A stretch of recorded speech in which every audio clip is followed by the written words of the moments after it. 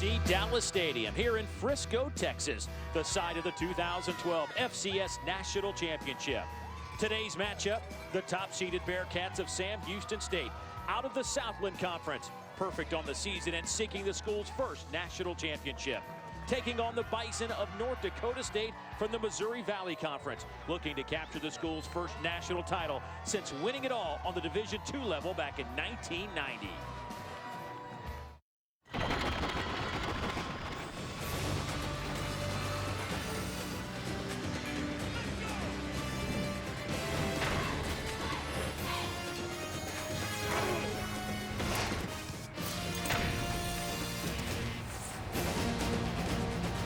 Welcome to the NCAA Football Championship presented by Enterprise Rent-A-Car. It is a cold, brisk day here in Frisco, just north of Dallas, for the showdown between the top two teams in FCS football. Number 2 seeded North Dakota State, number 1 seeded Sam Houston State.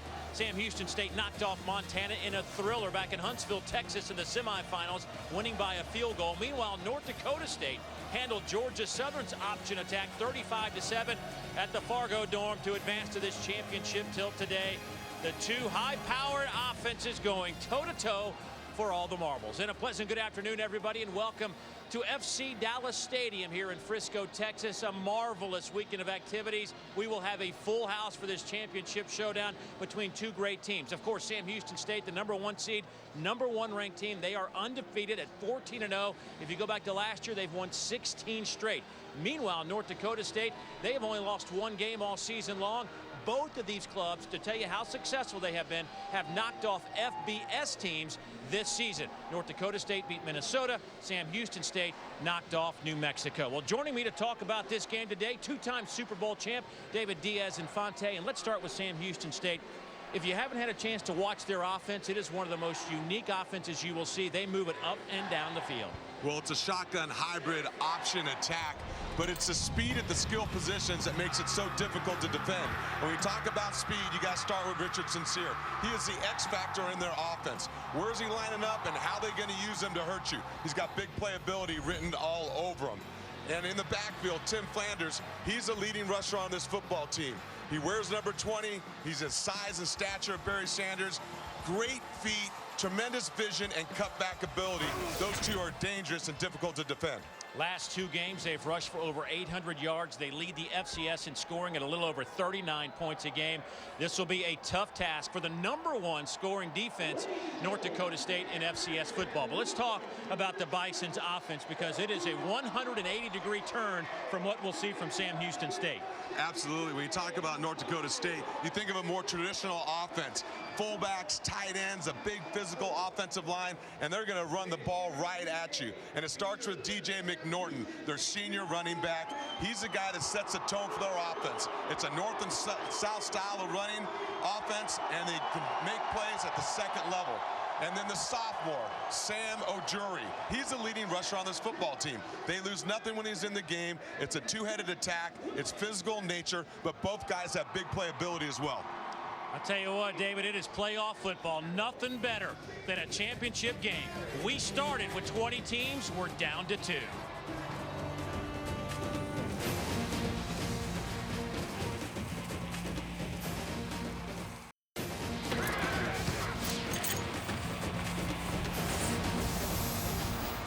Frisco, Texas, just north of Dallas. Capacity crowd here at FC Dallas Stadium. Number 1 seeded Sam Houston State. Number 2 seeded North Dakota State.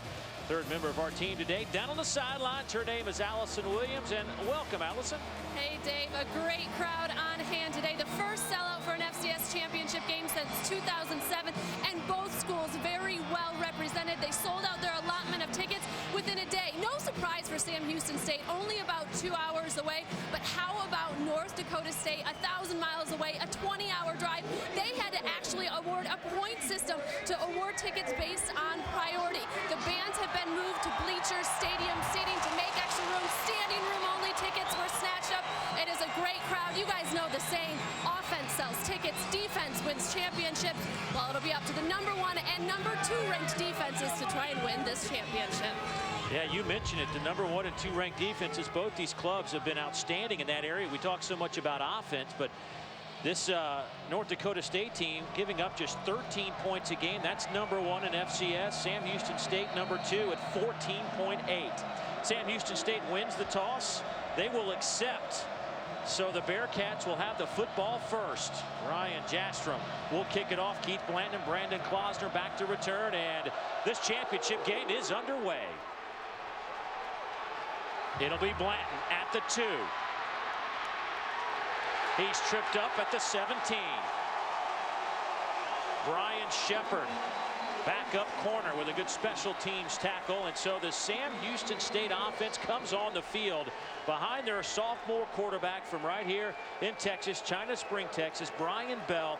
He is #2 in the FCS in passing efficiency, 6'2", 175. And folks, he's bulked up since he was a freshman when he came in at 157. So get ready for a unique option attack. They'll line up in the pistol with Flanders at your tailback. DJ Jones, the tight end, in motion. They'll play fake to Flanders and throw on first down. Over the middle, pass is caught. It goes to Richard Sincere at midfield into North Dakota State territory at the 47-yard line. 36 big ones on play #1. Well, they are the #1 rush offense, and they start the game play action pass. They know North Dakota State is concerned with their running game, and what a great job by Brian Bell, changing ball speeds, dropping it over the linebackers to the second level to Richard Sincere. That's the way to open a ball game by the sophomore quarterback. What a throw, right over a couple of defenders. And now Sincere running the Wildcat, or as they like to refer to it in Huntsville, Texas, the Wild Bearcat. Flag down, Sincere to the 42-yard line. Give him 5, but we'll see what this flag is all about. Dakota State outside backer in on that tackle. Illegal formation on the offense. 5 men in the backfield. Be a 5-yard penalty. Replay first down. Tony Marcella from the Colonial Athletic Association, the crew from the CAA, our replay official, David Ames from the Big 12 Conference, and we have with us up here in our booth area, just in case we need any questions answered, Rogers Redding, the NCAA Football Rules Committee, National Coordinators of Football Officials. So we've got the rules covered. And when you see Richard Sincere in that Wild Bearcat formation, he averages 8 yards per carry. So if you're North Dakota State, you've got to be concerned. Commit to stopping the run. So first down and 15, ball back at the Bearcat 48-yard line. Bell keeps it, pitches it outside to Keith Blanton, who is met on the spot by Marcus Williams. That's a loss of 4. Williams, the sophomore out of Minneapolis, now with 50 stops on the year. We talked about the speed at the skill positions, and one thing North Dakota State must do is be great tacklers in space. And there's an example of Marcus Williams doing just that, defeating the block tackle on Keith Blanton. Marcus Williams, an All-American, 7 picks on the year. Started every game as a freshman last season. So second down and 19. Bell fires, incomplete. Right through the hands of Torrance Williams, the sophomore receiver out of Waco. And now you're looking at a 3rd and 19.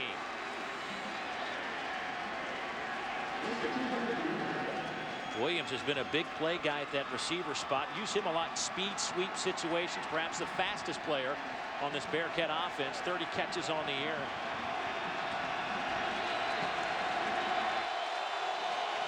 First down to make is back at the North Dakota State 37-yard line.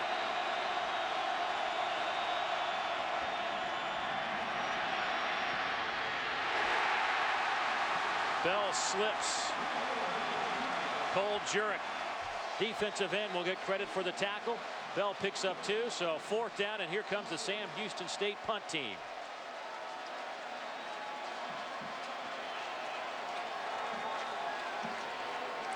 Matt Foster, a junior from Melbourne, Australia, 26 years old, actually walked on at Purdue, wasn't going to get any time, so decided to transfer out and wound up here at Sam Houston State. Wobbly kick, hits back at the 25, but takes a fortuitous Sam Houston State roll down to the 15-yard line, a 38-yard punt. So North Dakota State will take the field for the first time offensively behind their sophomore quarterback, Brock Jensen.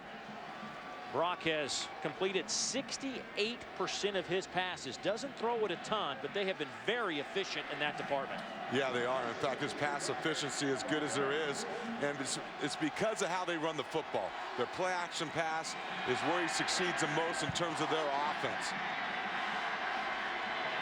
Downhill rushing attack. Tight end, a big factor for North Dakota State. Their tight ends, by the way, have caught 42 balls this year. Sam Houston State's tight ends, just 2. Single setback is McNorton. There's the handoff off the right side. They'll get it out to the 20-yard line, a gain of 6 on the play, and that's an example of pretty much what we'll see all afternoon. Absolutely going to try and take advantage of the shifting and movement of the Sam Houston State defense.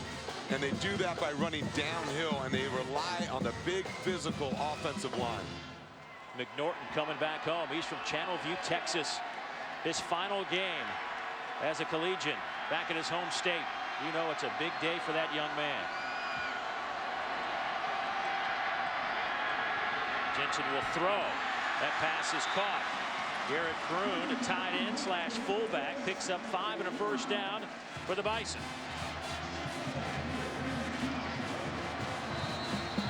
I love what they do. Just a 3-step drop. Great read by Brock Jensen. Accurate throw and tight coverage to Garrett Bruin.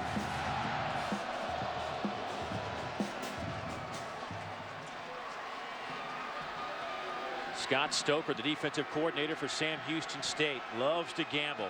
Very ever-evolving, fluid defense. You'll see a lot of movement. Likes to play man on the outside. Hand off left side. That goes to McNorton. Cash David, linebacker, with his first tackle, and then a flag comes in late.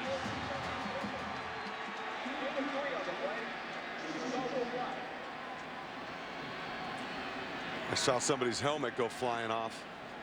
Could be a personal foul. After the play, personal foul. 82 on the offense.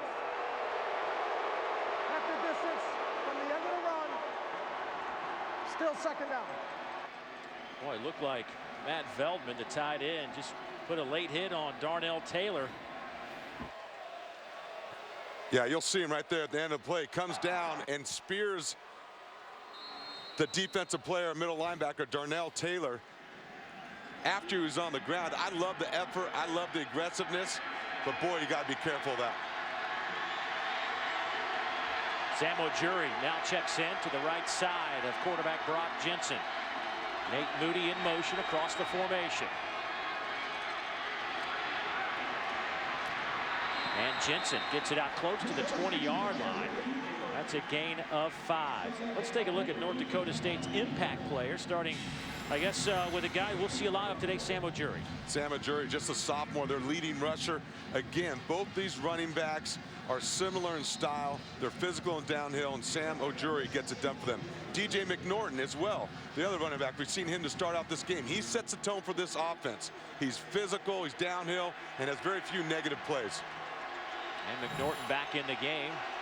He's closing in on 3,000 career yards. Needs 19 for 1,000 this season. Jensen will throw on 3rd and 16. Stands in the pocket. That ball right through the hands of Matt Veldman. And so Sam Houston State will force a punt on their first defensive possession. Great protection by the offensive line. And watch the big tight end, Matt Veldman, as Brock Jensen puts the ball up in the air. His tight end is 6'7". That's the only place he can place the football, the shorter defender in front of him. Matt Voigtlander, senior. 56 punts on the year, averaging just over 40 per punt. We'll send it downfield to Brandon Klausner, who stands back at the 45. Boy, good high kick. That is a boomer. That will hit back at the 18-yard line, and Klausner has to let it roll inside the 15. How about a 60-yard 66-yard punt with no return from Voigtlander. A new season long. So both teams have had the football. We've seen a couple of punts. Somebody's going to get it going here tomorrow.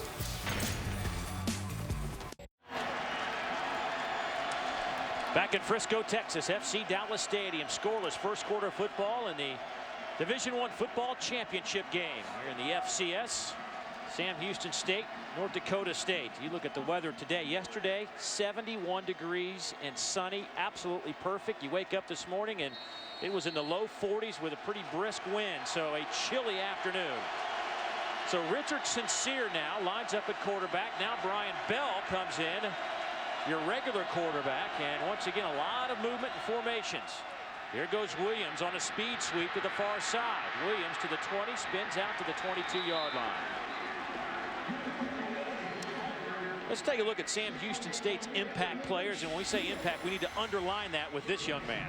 Yeah, Tim Flanders, he's got great feet, vision, and cutback ability. He can take it to the house. And he's very difficult to tackle because of his low center of gravity.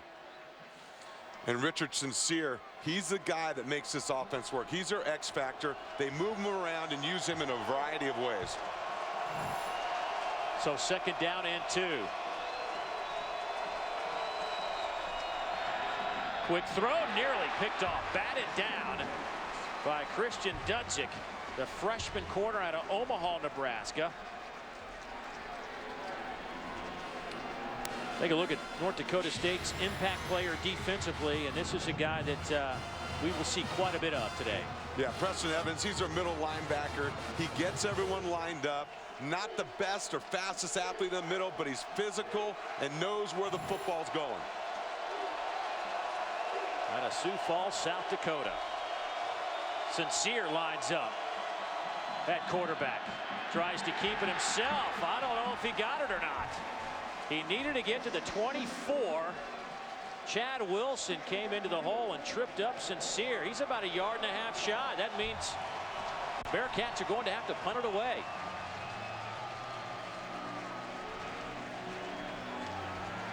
What a play on third down by Chad Wilson. This North Dakota State defense has been playing their best football throughout the playoffs, only allowing 21 points. Ryan Smith back to return the Matt Foster punt. Good tight spiral, another boomer.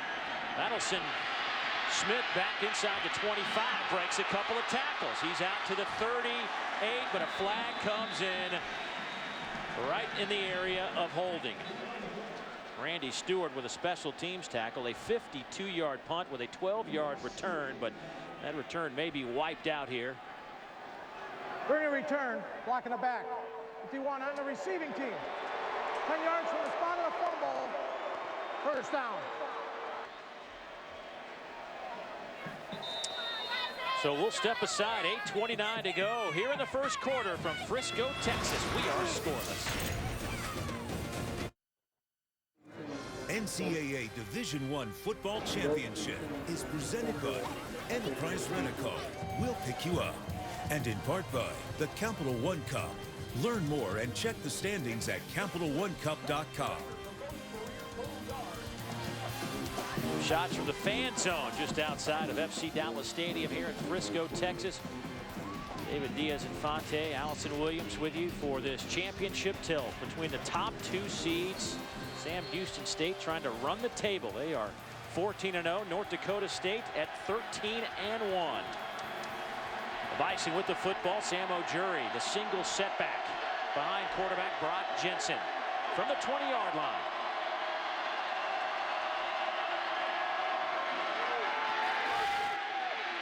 Jensen throws a bullet to the near side. Pass is caught by Ryan Smith. He'll have the first down to the 35. A gain of 14 yards for the Bison. What a throw by Brock Jensen. Look at the boot keep. They keep the tight end to seal up the protection. He's got the time, and he throws a dart on the comeback outside to Ryan Smith, number 4 for North Dakota State. Right in front of Dax Swanson, who has 10 career picks. 8 of those have come here in 2011. So first and 10 for North Dakota State.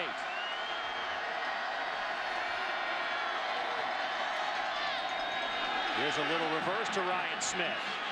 Gets a block and a first down in the process. Big hit by Darnell Taylor, but a first down on the sweep from Ryan Smith. They've got a little misdirection themselves. You're going to watch number 71 right here. He's going to lead the play for Ryan Smith. You'll see the fake up inside. They get to the perimeter. Look at number 71, the big man run. Get the block downfield that clears the lane for Ryan Smith. That's an offensive lineman's dream. That's like scoring a touchdown. Back in the day, that's how you used to pull, right? Here's Jensen. Has time over the middle. Pass off the hands of Garrett Brune. Close to being a big hitter. Boy, the protection has really been fine for Brock Jensen. He's had all day to throw every time he stepped back to pass. You're right. That offensive line, we talked about how big and physical they are. They can run the ball. They're good pass blockers, and right now they are all on the same page, tied in with the running back as well. Second down and 10 from the 41-yard line. They'll set up in the I formation. Andrew Grothman is your fullback. Tailback is Sam Ojuri. Sam dropped the football. Sam Houston State may have it. They do. Bearcat football at the 40. Darius Taylor came up with the fumble recovery. It was knocked out of there by Eric Fialio, the junior from Euless, Texas. And now Sam Houston State is in business. We talk about the Sam Houston State defense, 40 takeaways on the year. It's penetration by the defensive line that causes that fumble right there. That's what they do. They are plus 28 in the turnover department. 41 turnovers created this year. Willie Fritz, in 19 years as a head coach, when they are plus 1 in the turnover department, they out to the 33-yard line. He is tackled by Christian Dudzik. Good open field tackle from the corner. A gain of 8, though, for Flanders. Willie Fritz, in his second year as a Sam Houston State head coach. 2010 got off to a slow start. They decided to revamp their entire offense. He and Coach Bob DeVest, the offensive coordinator, and they have morphed into this unique attack. And I say unique, that's because every opposing coach I've talked to has called this offense unique in what they do. Well, it's unique in what they do, and here's an example of it right here. You see that diamond formation out of shotgun. Sincere, former high school quarterback, in trouble, throws it out of bounds. Sincere is now 1 out of 5 throwing the football this season. Chad Wilson put the pressure on Sincere. They'll use this diamond formation or inverted bone right here. Sincere's in the middle. Here is that inverted triangle right there. It's a multiple attack, a lot of option involved. And they've got speed at every spot in that diamond. Brian Bell back in at quarterback. Flanders to his right. Flanders will get the inside handoff, and he needed to get inside the 31. That may be a little bit shy. We'll wait for the official spot, but old Jarrett comes in and makes the tackle, and they'll bring the change in.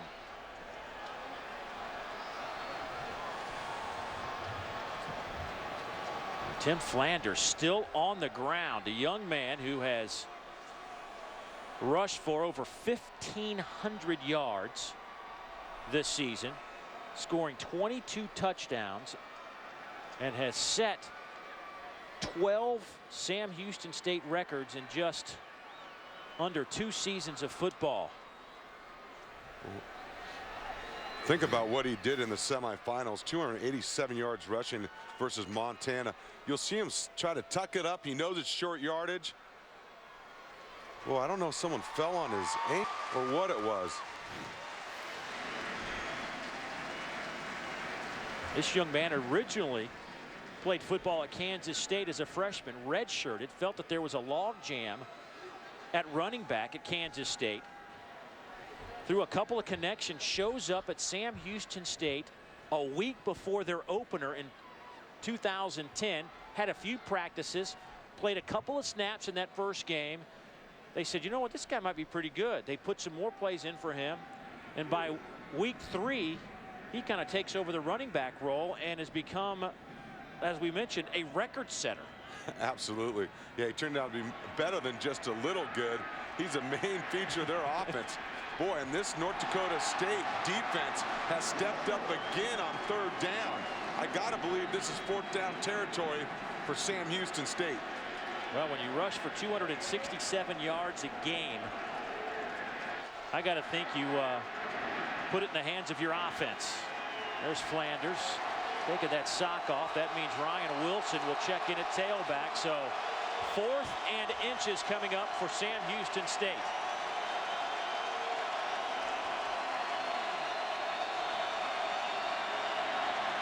Two tight end look for the Bearcats.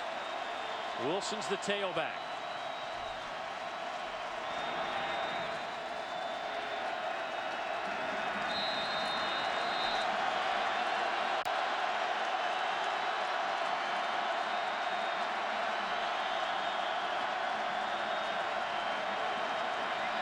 Quarterback keep. Bell. The 175-pound quarterback didn't make it. Preston Evans leads the attack for North Dakota State.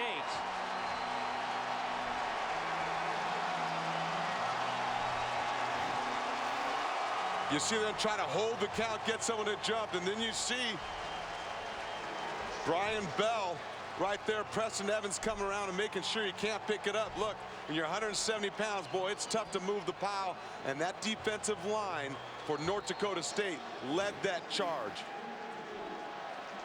Scott Hazelton, the North Dakota State defensive coordinator and linebacker coach, really has his group playing at a high level. 1st down and 10. That handoff goes to McNorton. Will pick up maybe a yard. Kenneth Jenkins, a free safety from Galveston, Texas, trips him up. North Dakota State behind their leader, Craig Ball, 9th year, 74 and 31. How about this? He is 5-3 against FBS teams as a head coach at North Dakota State. That's pretty impressive stuff. That is indeed. Former assistant under Tom Osborne at Nebraska for 8 years, also a defensive coordinator with the Cornhuskers before coming to North Dakota State. Here's Jensen, quick slant, pass is caught. That was inches from breaking. Warren Holloway, the team's leading receiver, picks up 12 along with his 76th catch of the year. He's coming home too. He's out of Houston, Texas. That quick slant is a staple in the pro-style offense. You see it right there. The ball is placed on the numbers. 3-step drop on time, low and away from the defender, number 7, Daxton Swanson. Holloway this year over 1,000 yards receiving. They call him Big Tex. 1st and 10. Out of the eye. Going up top. Nice catch at the 25 from Matt Veldman. He had dropped a couple of passes earlier, but certainly makes up for it with the 29-yard reception down to the 20-yard line. Watch some max protection, the offensive line and backs involved. They give him time to run the sail route to the big tight end, Matt Veldman, against Darnell Taylor, number 38. And look at the throw by Brock Jensen. 1st down and 10. O'Jury is the tailback. He'll get the handoff. Falls forward for 5 yards. This North Dakota State offense scoring 32 points a game, rushing for 177 yards a game. And this is not a flashy offense. When you look at their numbers, they don't blow you away in any regard, but they are as balanced as you can find. 177 yards on the ground, 176 yards through the air. Yeah, they are. They're very balanced in attack, and they're physical, and it starts with running the football for them. Second down and 5.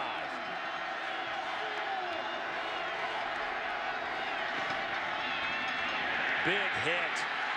O'Jury had nowhere to run. A loss of a yard. J.T. Cleveland along with Will Henry combined for that tackle behind the line.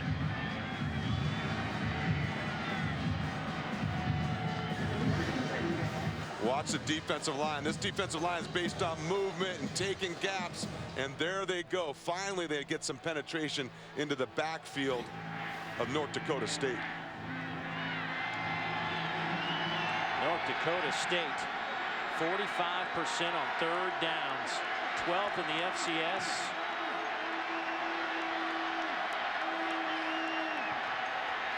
Pressure comes. Jensen hit. Pass is caught inside the 10. It'll be Ryan Smith, and the Bison are first and goal after the 14-yard gain. Sam Houston State wants to dial it up on third down, and coming off the corner is Cash David, unblocked, unaccounted for, but watch Brock Jensen hang in the pocket and make a throw. He's going to take a hit from the blind side. He knows it's coming. He knows he's got his receiver, Ryan Smith, number 4, for the catch and the first down. Bison line up quickly out of the huddle. First down and goal.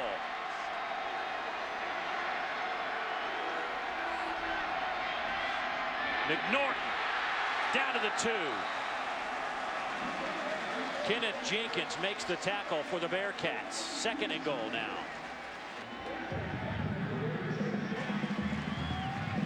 When you get in condensed areas, one of the best things you can have in your offense is a fullback and a tight end and a big offensive line. Watch the lineman block down, the fullback and the guard pull, and DJ McNorton, no dancing, straight ahead running. 2 tight end set. Grothman is the fullback. McNorton the tailback. He gets the handoff. Hit at the 1 and stopped. It'll be third and goal. Kenneth Jenkins and Darnell Taylor come up for the Bearcats to make the big hit. Darnell Taylor, the All-American, steps up when they need it most. Filling the hole and refusing to lose ground. That was a physical tackle. You saw the numbers in the playoffs. Overall, North Dakota State 4th in scoring in the red zone in the FCS this year. Big challenge here. 3rd and goal from the 1. O'Jury this time. He's hit at the 3. Will Henry with a big-time play from his linebacker position. It's now 4th and goal.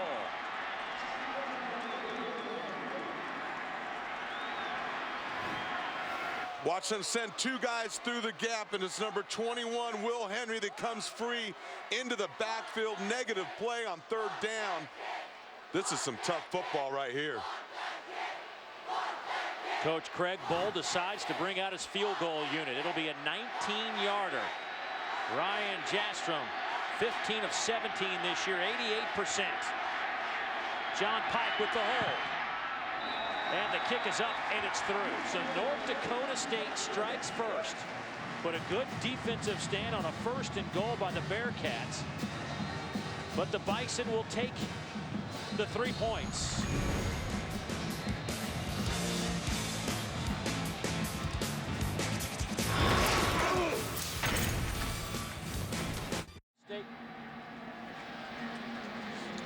North Dakota State takes a 3-0 lead with just 3 seconds left here in the opening quarter. Now Monday, January 9th, it's a rematch of a regular season game featuring a pair of teams that each have a BCS national championship in the past 4 years and a Heisman Trophy finalist on both sidelines, and this one's for all the marbles. Tyrann Mathieu leads the LSU Tigers against Trent Richardson and the Alabama Crimson Tide.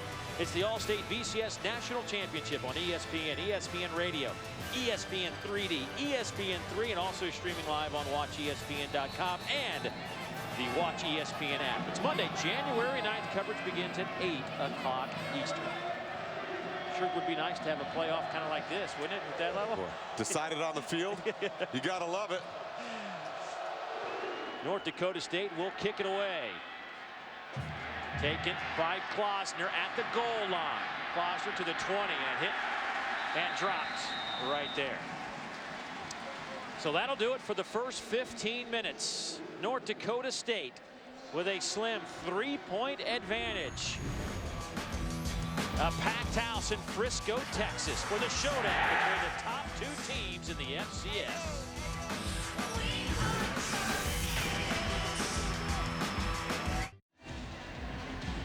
North Dakota State leads Sam Houston State. Start of the second quarter, and you want to talk about pressure situation. Look at the bands. You got Sam Houston State on the right. You've got North Dakota State on the left. That's, I'm gonna tell you what, you think it's tough down on the field now. You know, that's a tough end zone there. There's a battle of the bands going on as well.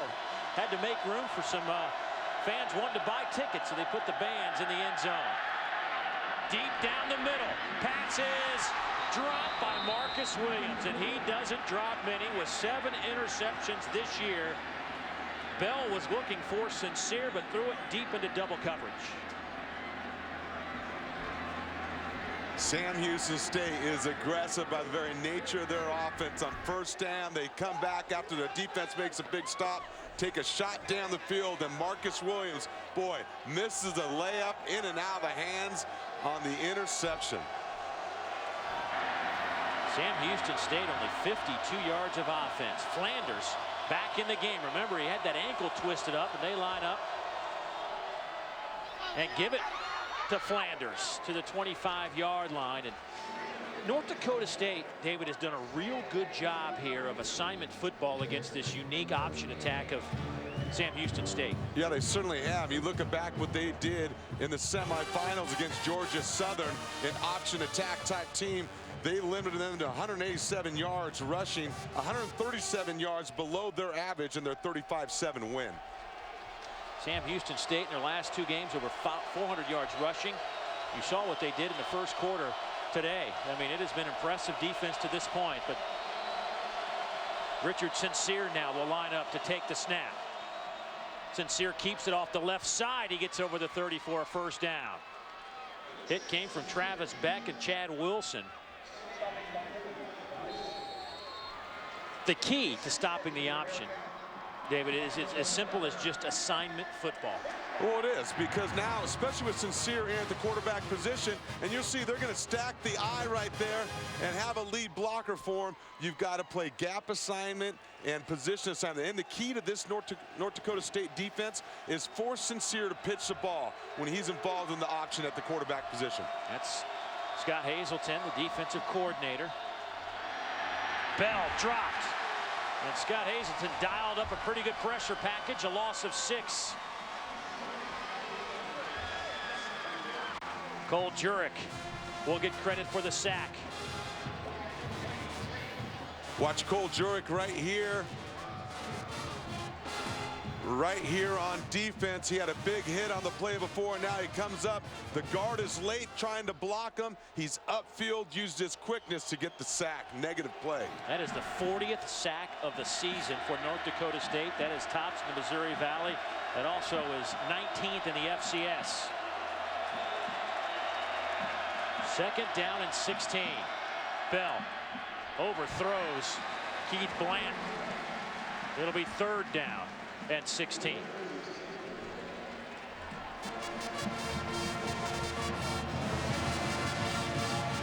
Brian Bell, 1 out of 5, 36 yards through the air. The son of a high school coach, his brother, of course, a quarterback at Baylor, and he's now a high school head coach. So Brian Bell certainly has a lot of people he can look to for some football direction. Absolutely. Coach's son, great football intelligence.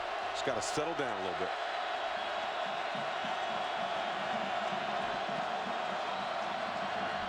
Little shovel pass to Flanders. Nowhere to run.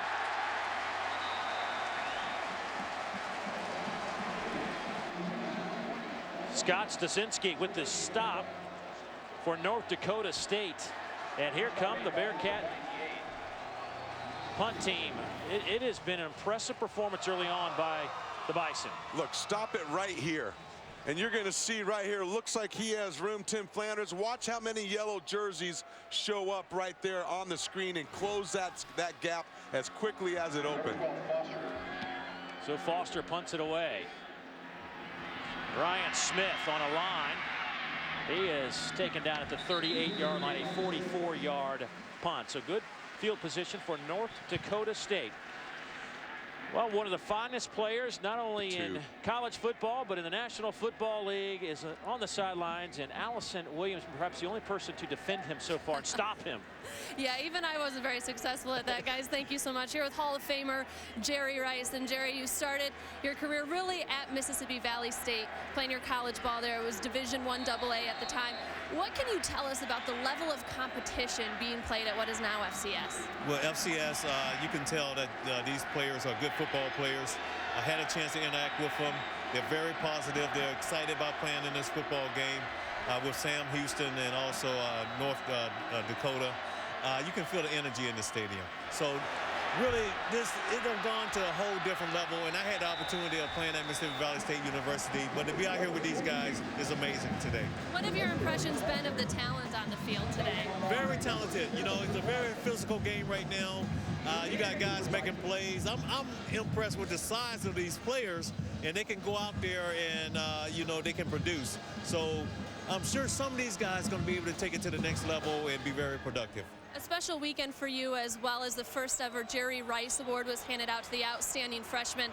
What does it mean to you to have an award named after you? Well, I'm like the rookie because you got Walter Payton, Buck Buchanan, and Eddie Robertson. But to be, you know, just mentioned with those guys, it means the world to me. And I was happy to give the award to Terrence West, which he epitomizes everything that I really worked for.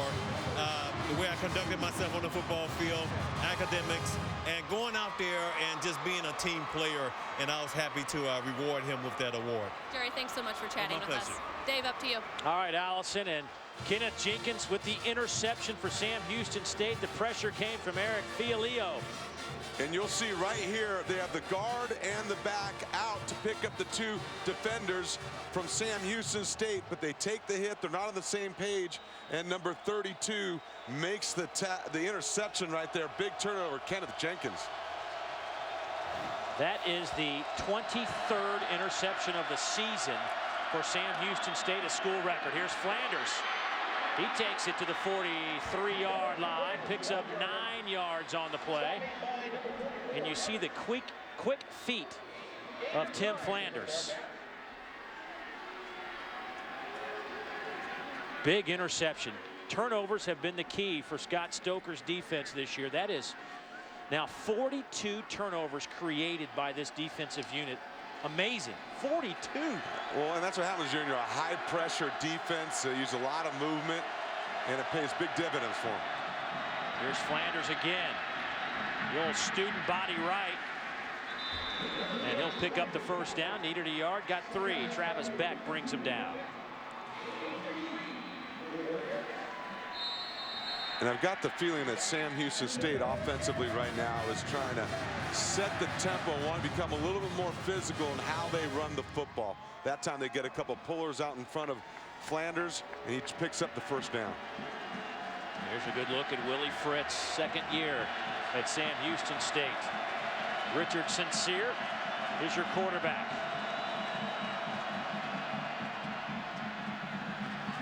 Flanders on the carry, nothing happening there. Maybe a yard when it's all said and done. Chad Wilson comes up to make the play. 3 tackles for Chad. He leads the club, and tackles came in with 88.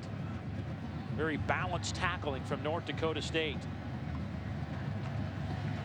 And so far, this defense has done a great job containing Tim Flanders in their base offensive sets when Sincere is not at the Bearcat formation, wild Bearcat.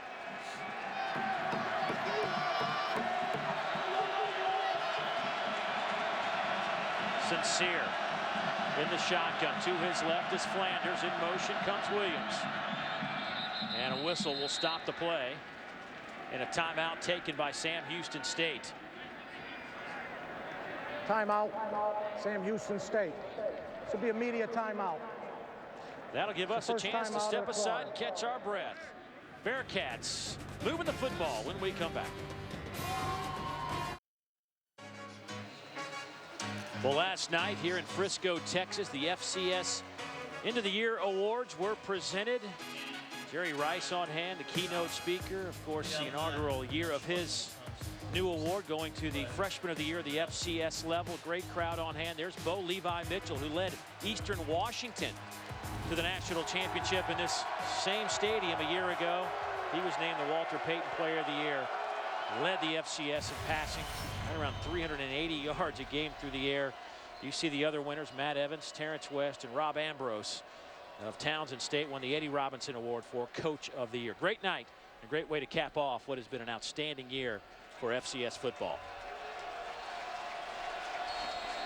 So second down coming up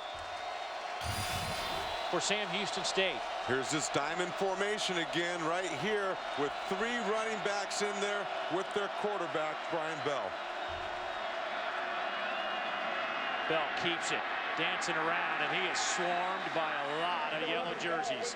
Colton Heagle, the strong safety and outstanding player, a sophomore who played a couple of games with a big cast on his left hand after breaking it, and now just has it taped up. He's had a miraculous recovery. He's got the pins removed. He's playing much better.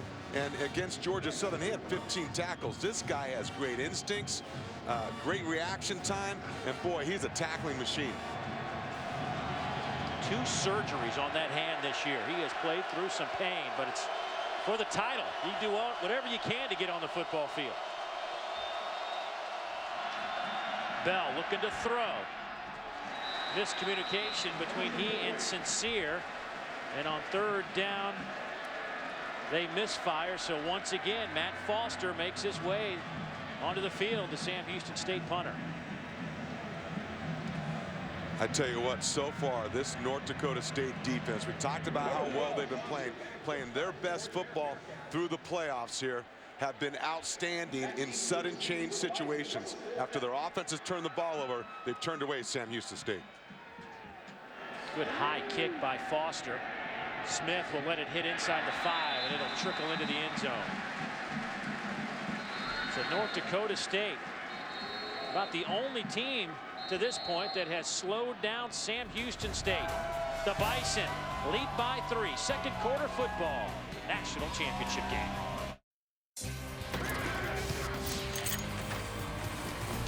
Back in Frisco, Texas at FC Dallas Stadium, NCAA Division I football championship. How about that? You think North Dakota State fans love their football? They could be in Hawaii, but they're in Frisco, Texas, because we're playing for the championship, folks, after the playoffs. And David, we've talked about from the opening of this telecast about the power of Sam Houston State's offense. Over 39 points a game. They rush for almost 300 a game. North Dakota State not giving up an inch. How have they been able to slow them down? Well, we got to remember, both these coaches are defensive-minded guys, defensive-oriented guys. But really, the key for North Dakota State has been their ability to win first and second down. They're winning the early downs and forcing Sam Houston State in third and long situations. And they've also, those sudden changes you've talked about, have played well defensively, giving their offense a chance to have the football. Here's Ryan Smith. He's chased down inside the 15. A loss of 5. Darnell Taylor, the team's leading tackle. They're All-American. Boy, he has had an outstanding 2011. Watch the misdirection, the end around right here by North Dakota State to Ryan Smith. But number 38 for Sam Houston State, Darnell Taylor, is one of the best one-on-one tacklers in this FCS division. It is great to see an example of his ability right now. 6 tackles today. His twin brother Darius, a linebacker, he has 78 tackles. Darnell with 118 coming into the game. The Taylor boys are putting on a pretty good show for the Bearcats. Jensen. He is hammered back at the 13. Will Henry was the first man there, and a big hit, and Jensen is slow to get up. Whoa. Scott Stoker starting to dial in up some pressure. It's a double gut blitz up the middle. Brock Jensen has to slide, and boy, look at the shot he takes by Will Henry right in the kidneys. that one he is going to feel now and tomorrow. And our referee, Tony Marcella, realizes that Brock Jensen is not 100%, and that's been kind of an edict around the country for these officials to kind of pay more attention to injured players. These guys want to stay in the game, and sometimes it's not in their best interest. So Tony Marcella stepping in, and rightfully so.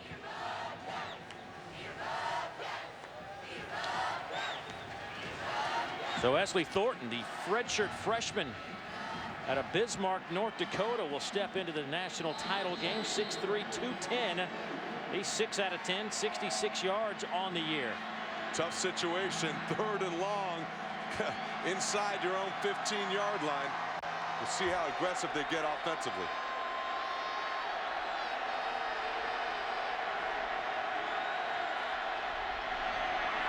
They'll just keep it. Thornton gets it out over the 20 to the 22-yard line. Darnell Taylor with his 7th tackle this afternoon. Thornton picks up 9, but he is well shy of the first down. And there is Brock Jensen. He is still walking gingerly in that North Dakota State bench area.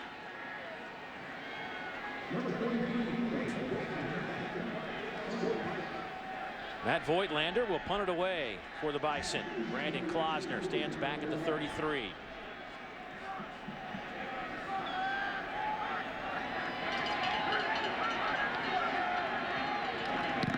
Blocked.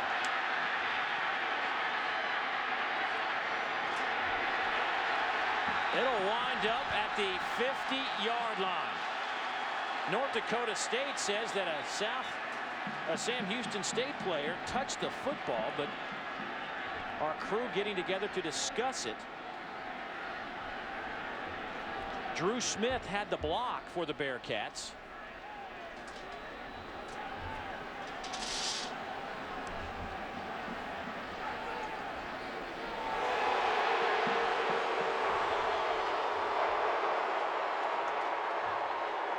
Player did not hit the ball.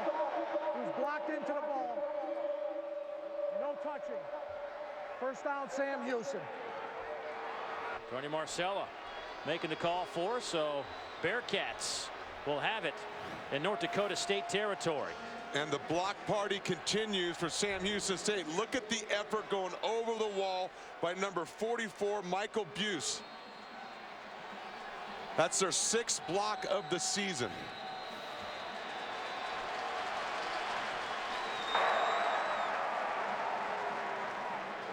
Previous play is under review. Ruling on the field, the player was blocked into the ball. Therefore, there is no touching.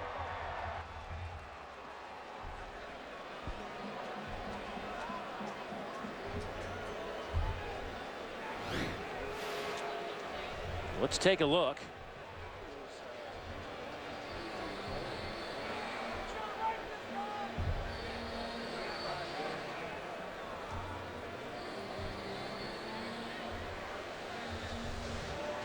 Well, we heard our officials say that he was blocked into the ball, but our replay here indicates that it didn't even look like the ball touched.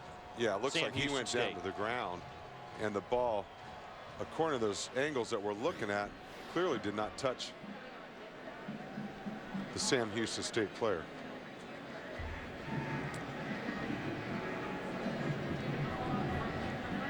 Some pretty good acting by those North Dakota State coverage team. Boy, it was close, though. Yeah, I don't think the football touched him, so I think it's all null and void here, and it should be Sam Houston State football. The angle of the football looks like forced it to bounce away from the Sam Houston State player.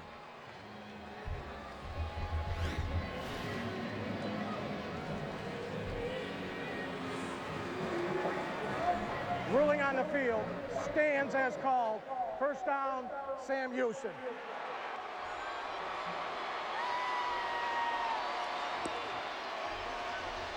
So the Bearcats will have the football, and they'll try to find some offense. This is a group that has been stuck in the mud today.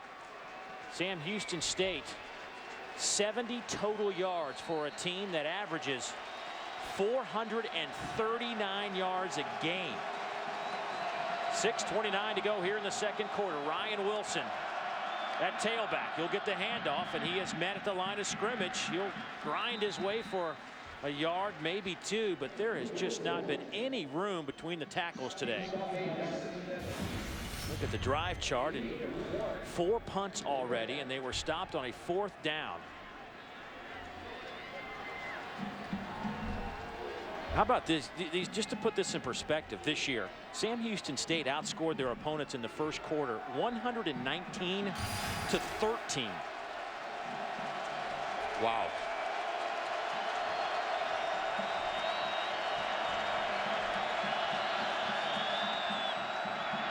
Sincere will hand it off to Flanders. There's a seam for Tim Flanders. The Southland Player of the Year picks up the first down. Marcus Williams forces him out of bounds, but that's 16 yards for Flanders. Watch, they're in the wild Bearcat formation. Look at the feet and the vision of Tim Flanders. He stays play side, finds a seam, and finally gets a big play and first down conversion for Sam Houston State.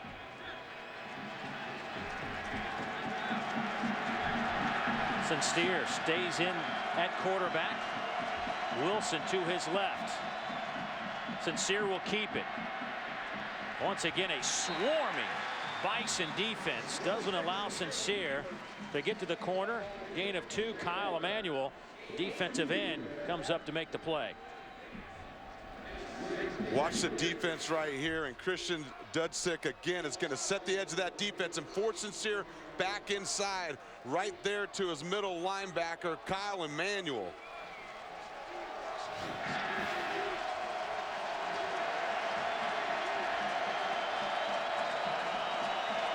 Brian Bell back in at quarterback on 2nd down and 8. Clock moving at 4:43 to go before halftime. Flanders inside handoff. He gets the corner. Makes a man miss. Tiptoes down to the 16-yard line. A gain of 13 for Flanders. Grant Merritt with a good block on Colton Heagle to spring Flanders. And you're going to see Flanders again, the misdirection involved with the fake in the backfield, and Flanders, no hesitation, quick decision, and hits it.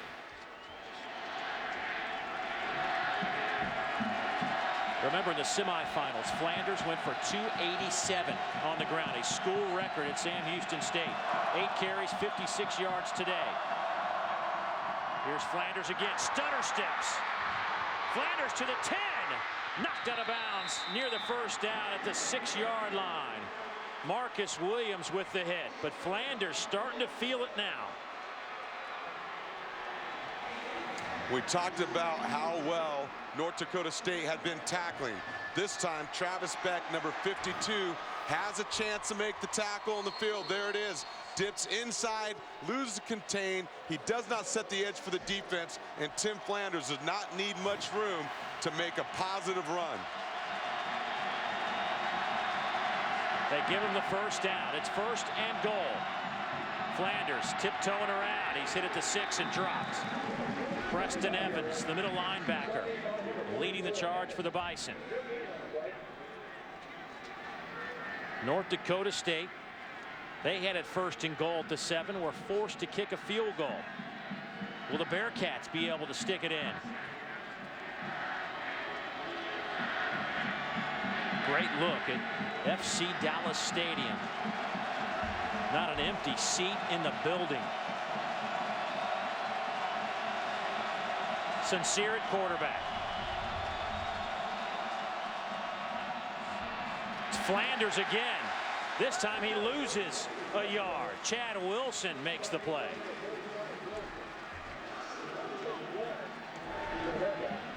Boy, this North Dakota State defense is tough, and you're going to see Chad Wilson defeat the block.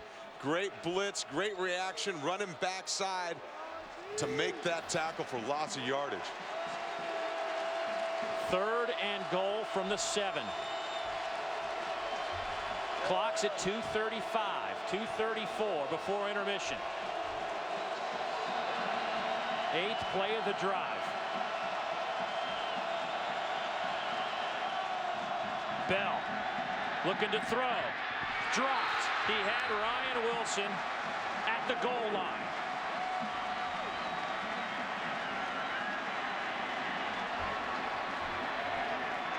They were not going to test the inside of that North Dakota State defense.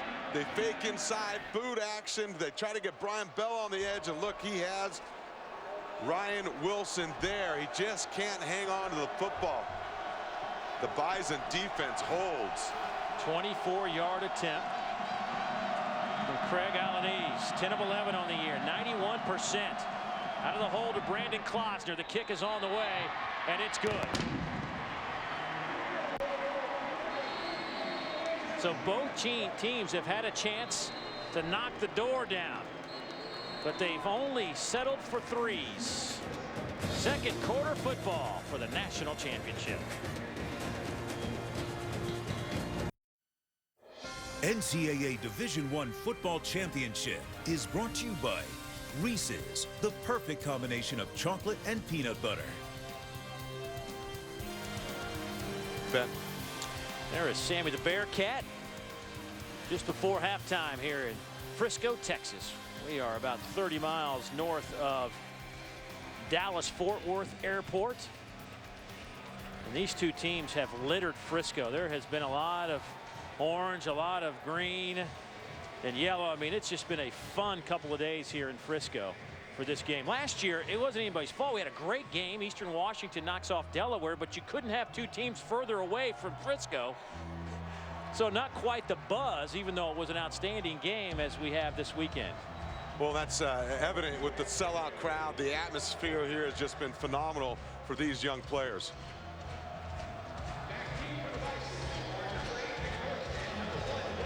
North Dakota State. The man in the back is DJ McNorton. The man in front, Marcus Williams. Miguel Antonio will kick it away for Sam Houston State in this defensive battle.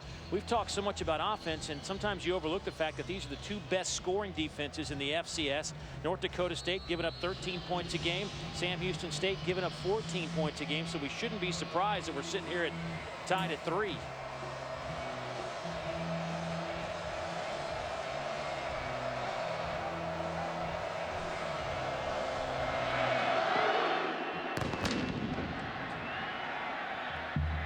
Ball will hit and bounce into the arms of Marcus Williams. Marcus puts it out to the 24-yard line. That'll give us a chance to send it to our studios and Ryan Burr. Ryan. Thanks a lot, Dave. Coming up on the halftime report, I'll be joined by Joey Galloway. We get set here as Penn State has hired a new head football coach. We will hear from him at the break. The BCS title game is Monday. We'll get a preview of both Alabama and LSU from New Orleans. And how about Pitt and SMU? One leaving the Big East, one coming to the Big East. They're playing in a bowl game today. We'll catch you up to date on that as well. See you at the half, guys. All right, Ryan, look forward to that. 2:13 on the clock here before we get to intermission. And Brock Jensen back in the game at quarterback after taking a vicious hit on the last series. Had to leave on a third down play. North Dakota State then had to punt it away. So he's had a few moments to kind of catch his breath and get his wits about him. Single setback. DJ McNorton. First pass. Looking for Warren Holloway, covered by Dak Swanson. And for more on Brock Jensen, let's check in with Allison. Dave, you cannot question Jensen's toughness. Remember, he played through the flu in the semifinals. Well, he came off the field after that hit. He was grimacing in pain a bit. They worked on his lower left back.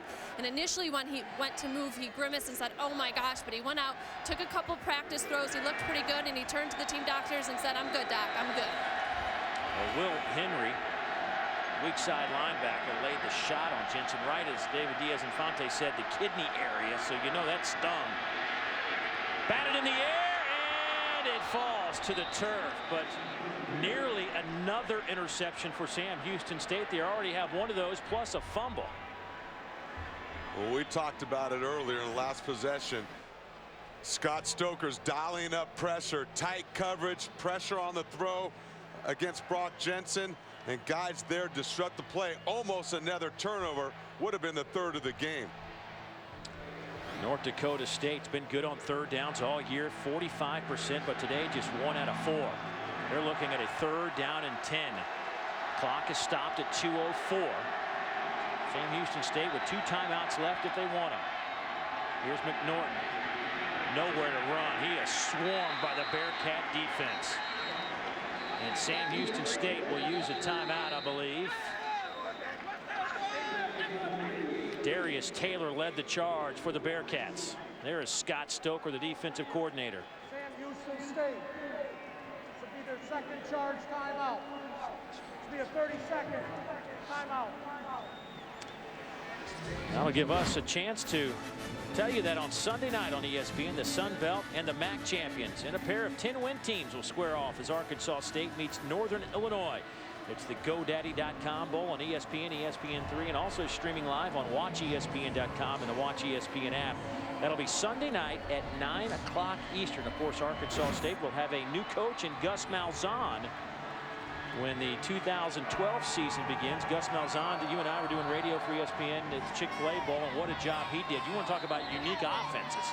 Boy, did he throw something at Virginia that nobody was expecting. You want to talk about unique offensive sets and formations, snap counts, different tempos, muddle huddles. I mean, the Sun Belt Conference better have the heads up. Right. Gus Malzahn is coming. The mad scientist is coming your way. Matt Voigtlander will punt it away to Brandon Klausner. Returnable kick for Klausner at the 37-yard line. Stays on his feet. Gets a couple of blocks. He's to the 40, down to the 38-yard line. A 25-yard return from Klausner, who matches his season-long punt return. You're going to see Klausner. The key to any great punt return is make the first guy miss. He breaks the tackle, then heads north and south, and you see he knows what to do. Cutting back against the grain, good ball security, covering it up on the way down. Great field position now for Sam Houston State. Can they take advantage of it? See if they got a shot play dialed up here. Getting aggressive. Brian Bell is your quarterback. Ryan Wilson is your tailback. Richard Sincere is split to the near side. Williams in the slot to the far side. They'll hand it off to Wilson. He only gets a couple of yards. 137, 136, clock moving. 1 timeout left for Sam Houston State. Chad Wilson now with 5 stops for North Dakota State. There's Willie Fritz, the head coach of the Bearcats, telling his guys to hustle it up. Bell looking for Blanton. Fired it over the top of his head and into the photographer area. And once again, this North Dakota State defense winning 1st and 2nd down. Again, not sudden change, but certainly after a big play and a good punt return by Sam Houston State, playing on a short field, this defense is rising to the occasion. And Sam Houston State has struggled today on 3rd downs, just 1 of 7. They had been converting at 42% this year. It's 3rd and 8. Williams breaks out of a tackle. He's inside the 20. Clock will stop with 1:09. 17-yard pickup. Williams with a big play to get the 1st down. And you talk about hanging in the pocket. Brian Bell stops and delivers, and you see the breakaway speed by Torrance Williams. Bell looking to throw, and will sail it to the back of the end zone. I think he might have been just trying to throw that away and couldn't get it out of bounds. Trey Diller was down there. John Pike knocks it away at the last moment.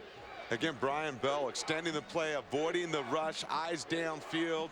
He threw in a place where his receiver still had a chance to make a play on the ball towards the corner of the end zone.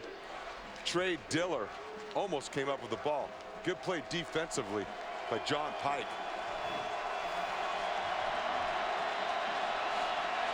.54 seconds to play before halftime. 2nd down and 10.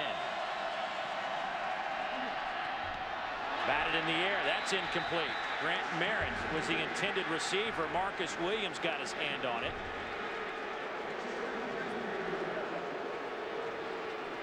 No Tim Flanders on this drive to this point. A little shocked that he's the team's leading receiver to go along with Marcus Williams right here. He's going to read that route. He's going to jump it and has the pass breakup. Great route recognition. Saw the depth of the quarterback. Great vision. So Flanders does check in on third down now. He'll line up alongside his quarterback, Brian Bell. Flanders has 28 catches this year. Trey Diller gets out of bounds inside the 15, but it's fourth down and 5 coming up. Cole Jurek has been playing in the backfield with Sam Houston State. He's a nifty pass rusher. He's been effective in pressuring Brian Bell. You're going to see him come off the corner, dip and rip, close, affect the throw. But again, then they're playing coverage behind the pressure of the rush, knowing where the sticks are and rallying to make the tackle. 31-yard field goal attempt from Craig Alanese. He is connected from 24. Ken Jones snaps. Klosner the holder from the far hash. Kick is on the way. It is good.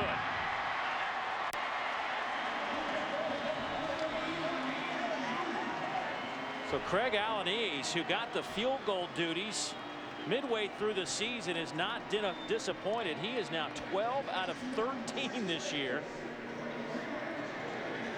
The senior out of Deer Park, Texas, gives the Bearcats a 3-point advantage. Well, tomorrow on ESPNU, it's a BCS marathon night to get you set for what else? The national championship game on the FBS level. The experts kick off the night at 8 o'clock Eastern. Then it's the road to the BCS national championship at 9 o'clock Eastern, followed by a film room at 11 Eastern. That's tomorrow night on ESPNU starting at 8. Didn't think we'd have a field goal contest today. I just didn't see that coming. How about that, huh? 6-3 with 40 seconds to go before halftime. You know, North Dakota State's defense has had a couple of short fields to work with, but they have stood tall when they've needed to. And they have responded in the best possible way you could ever ask your players to respond. It's great to see in sudden change, short fields, they've stepped up big time. Miguel Antonio will kick it off. He will send it down to the 5-yard line to Marcus Williams. Williams breaks one tackle and can't get out of the second or third Bearcat defenders. Kenneth Jenkins led the way for the special teams tackle. Well, for more on our NCAA Winter Championships, indoor track and field, wrestling and hockey, visit NCAA.com, your home for all 89 NCAA championships. Of course, ESPN and the NCAA got together and just decided to continue their agreement to bring a championship competition for the next 13 years right here on ESPN networks. Well, I tell you what, this is a great example of the quality of football being played at this level. The fans' passion for the game in a championship format decided on the field. Boy, I don't think Jensen was ready for the snap. Makes one man miss, throws it near side, and Holloway gets out of bounds. But Jensen, I think, was looking downfield, and the snap hit him right in the gut. Preston Sanders was ready for the snap. He almost got to Jensen. Preston Sanders had a great opportunity for a sack. He missed the layup. Great job by Brock Jensen avoiding that sack as well. Preston, a sophomore out of Red Oak, Texas. Clock stops with 27 seconds to play. It's second down and 8.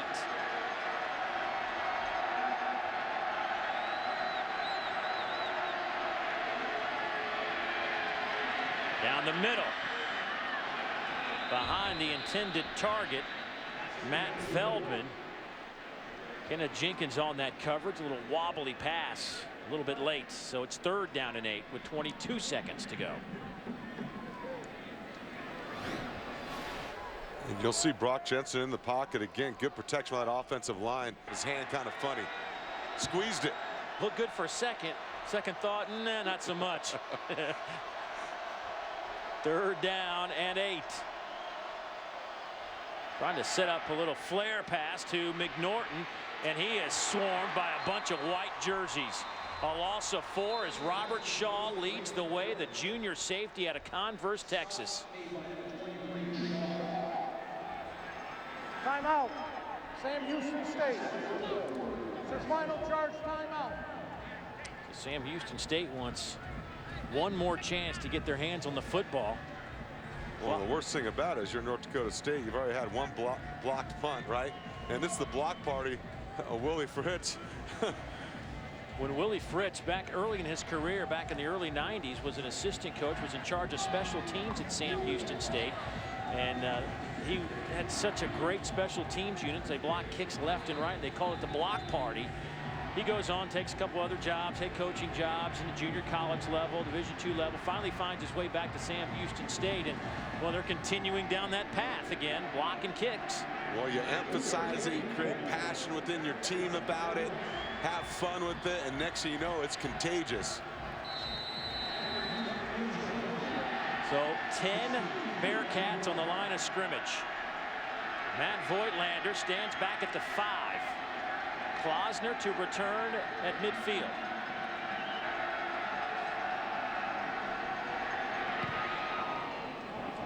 Voigtlander gets it away, and it's a boomer that sends Klausner back inside the 30, nowhere to run. 52-yard punt. What a job by the senior Matt Voigtlander. He's had a couple of outstanding kicks over 50 yards this afternoon. And in a tight ball game, you can't overestimate the value of your kicking game. Sam Houston State came into this one averaging 39 points a game, 439 yards of offense. But North Dakota State has put the hammer on them today. 136 total yards for the Bearcats. Can't overlook the efforts by the Bearcat defense either. They've done a nice job just plugging the big holes of North Dakota State linemen have put up for the running backs. Especially, after that first quarter. I mean, they really dialed up the pressure, and that was the real difference. They got back to their identity of pressure, movement, and tight coverage. Well, let's go check in with Allison Williams. Allison. Thank you, Coach Fritz. Your team is used to racking up the points with just 6 in the first half. What do you need to do to put some more points on the board? Well, we've lost some good opportunities. We could have got some touchdowns and just a little rattle. Been off for 3 weeks, but I expect us to play well in the second half. What about the run game? Just 77 yards in the first half. You guys average 400 in a game. Where are you getting stopped? Well, they're doing a good job of packing the box and tackling, and we've come real close on a bunch of plays, and we're looking to get those going in the second half. What do you have to do to get them going? Well, we just got to continue to block and see that, we've missed our dive and our pitch key with the quarterback. We got to hit that this half. Thanks, Coach. Guys. All right, thanks, Allison. Frustrating. They have been rolling it up on everybody this year, but not today. Not against North Dakota State. The Bison and the Bearcats in a battle for the national championship. After the break, it'll be Ryan Burr for the studio in our halftime report.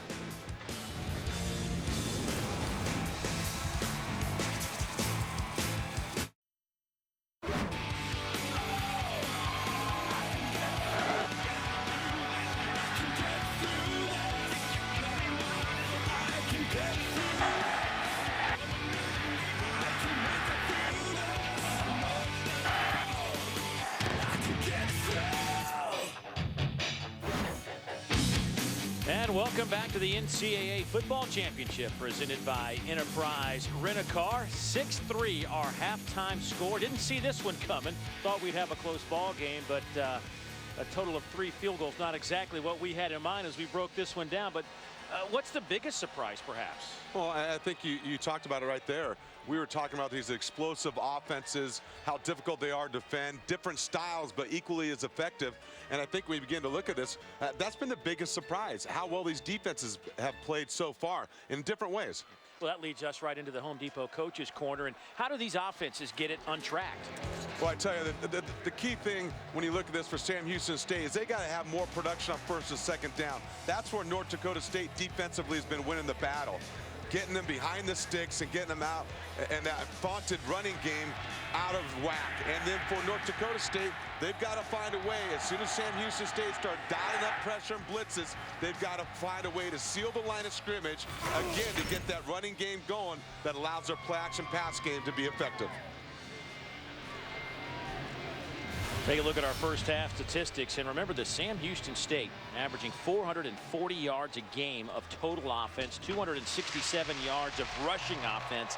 North Dakota State just put the clamps on them today. And I think on the flip side, I think Sam Houston State, they're facing a downhill running team that says, you know what, we're going to run off tackle, off guard, stop it if you can. Not many teams have, but Bearcats have today. Yeah, certainly have. You know, the interesting thing when you look at this matchup in the second half is Willie Fritz and Sam Houston State are known for their halftime adjustments. They've outscored their opponents 180-31 in the third quarter. North Dakota State's Marcus Williams, big hit back at the 27-yard line by Darius Taylor. 26-yard return. Let's go downstairs onto the field and check in with Allison Williams.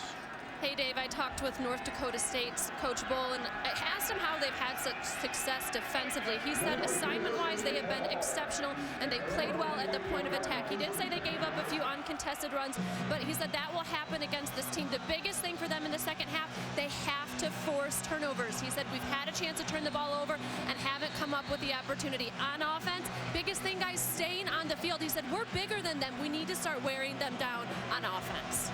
Well, we'll see if they can do that here. First down and 10 from the 28-yard line for the Bison of North Dakota State. The number 2 seed in these FCS playoffs. Sam Houston State, the number 1 seed.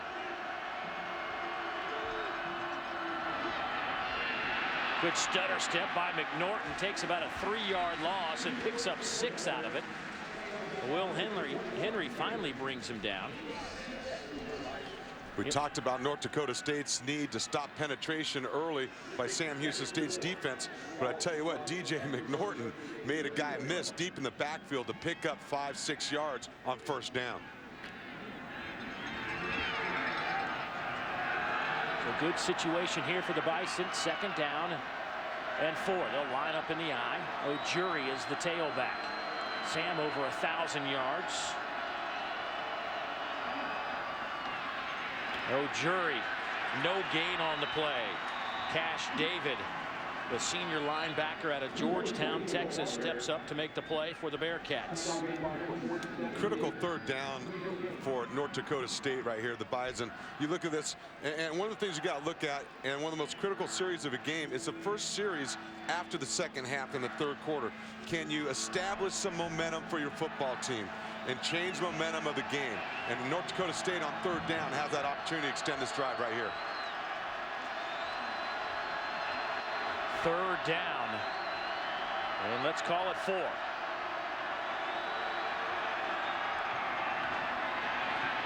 Over the middle, incomplete.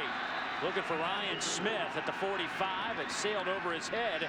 Pressure came from Darnell Taylor. That is the 4th time the pressure from Sam Houston State has affected the throw of Brock Jensen. Well, Brock Jensen took some hits in that first half, and again, it's because of Sam Houston State's and Scott Stoker, their defensive coordinators, desire to pressure. Again, unblocked guy there, forces the throw from Brock Jensen to come off target. It's a fake. Voigtlander has a lot of room. Voigtlander is a former running back that they've moved to punter, and you saw some of the running skill there. Brandon Klausner, who was back to return it, tripped him up. Give Voigtlander 27 yards. Well, head coach Craig Bohl talked about they must meet the challenge to change momentum in the second half, and not a better way to do that than a big play, a trick play in special teams where they've been a victim of a block already. Take advantage of the aggressive nature of Sam Houston State, and they've got a punter that's also a running back. That combination worked well to set him up first down and 10. Little throwback. Here's McNorton. He's got a ton of room to the 20, down to the 10, to the 5. Touchdown, Bison, 39 yards.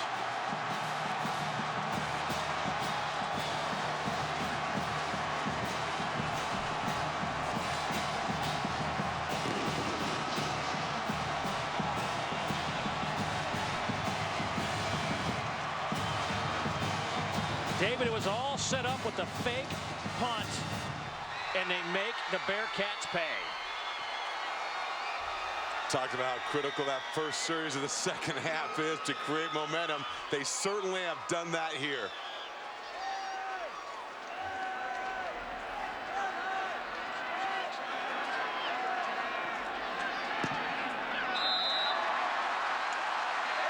Point after is up, and it's good, so North Dakota State takes the lead behind DJ McNorton, their senior tailback, who's coming back home to Texas for his final game in a college football uniform. The Bison up 4, third quarter football for the national title. Well, from the looks of the colors and the headgear, those would be Bison fan. North Dakota State takes the lead 10-6 in this Division I football championship. The FCS level, North Dakota State, 5 plays, 72 yards. And what a play call from Brent Vegan, the offensive coordinator, on the touchdown run, but also Craig Bohl calling for the fake punt. How about the leading rusher in the game right now for North Dakota State is Matt Voigtlander, the punter. 1 carry, 27 yards.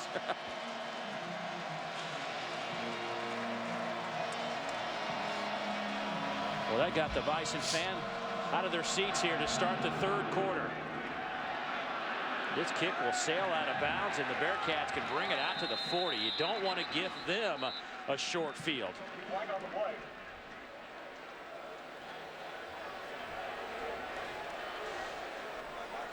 Kick out of bounds. Ball will be placed by rule, 40-yard line. First down, Sam Houston State.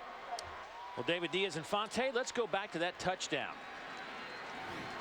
One of the best ways for an offensive coordinator to defeat the pressure of a defense are by screens and misdirection. You're going to see Brock Jensen roll to the right, throw the screen back to DJ McNorton, and watch number 77, Billy Turner, make this block right here that springs McNorton down the field. And he's going to pick up another block. Wide receivers down the field, and their big tight end, Matt Veldon, going to help him get in the end zone. That's how to create and change momentum and affect the football game coming out in the second half. As a former offensive lineman at the highest level, do you like blocking on screen plays like that in the open field? It's great because you let the defensive lineman come field. He thinks he has a sack as you sit downfield and get to make a block in space. And you get circled on the highlight. That's right. Sincere at quarterback. He'll take the shotgun snap, get a couple of yards on the play.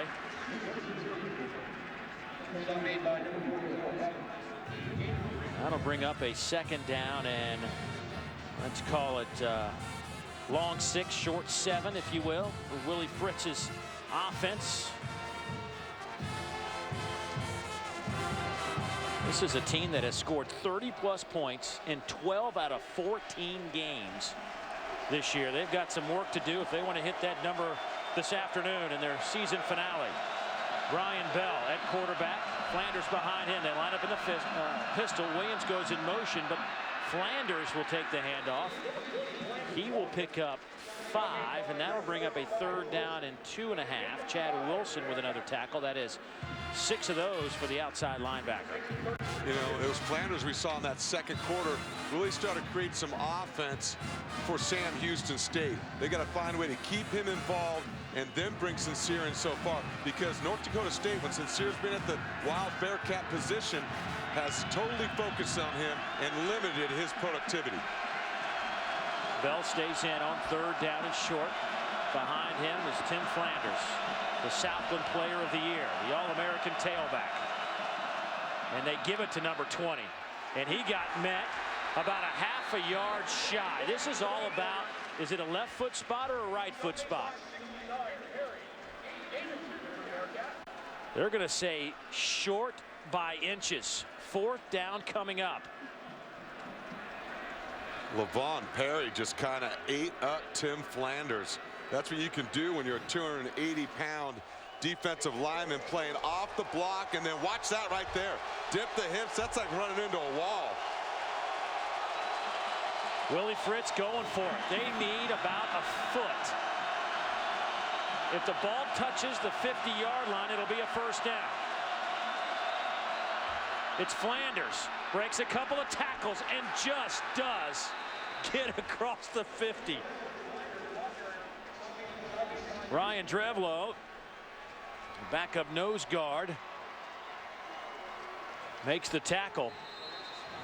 Boy, that was close. Talk about great second effort by Tim Flanders, because there was a chance a guy that doesn't have the same kind of balance and lower body strength that he has is not going to be able to pick up that first down. Sincere once again back in at quarterback. They'll run the option near side. Sincere nowhere to go. Boy, North Dakota State has really played this as well as anybody this year. All the games we've taken a look at, and how much of an impact playing Georgia Southern. It's a different option, but yet it is an option game. How much does that play into this game? I think because of the success they had against Georgia Southern and how sound you have to be and how consistent you have to be. And part of that consistency is discipline in terms of staying with your assignment, lining up correctly, and everyone knowing who they have in terms of quarterback, pitch, all different parts of the option. Bell back in. There goes Flanders out to the wide side of the field. Bell looking to throw over the middle. Pass is caught at the 38. That'll be a first down. Trey Diller, a sophomore receiver from Spring, Texas, moves the chains. Nice job by Brian Bell again as they move Flanders way outside to expand the defense. He's going to wait for the second window to open to Trey Diller. Again, let the defender cut in front of him, and Diller just got a little bit more depth that created the window for Brian Bell.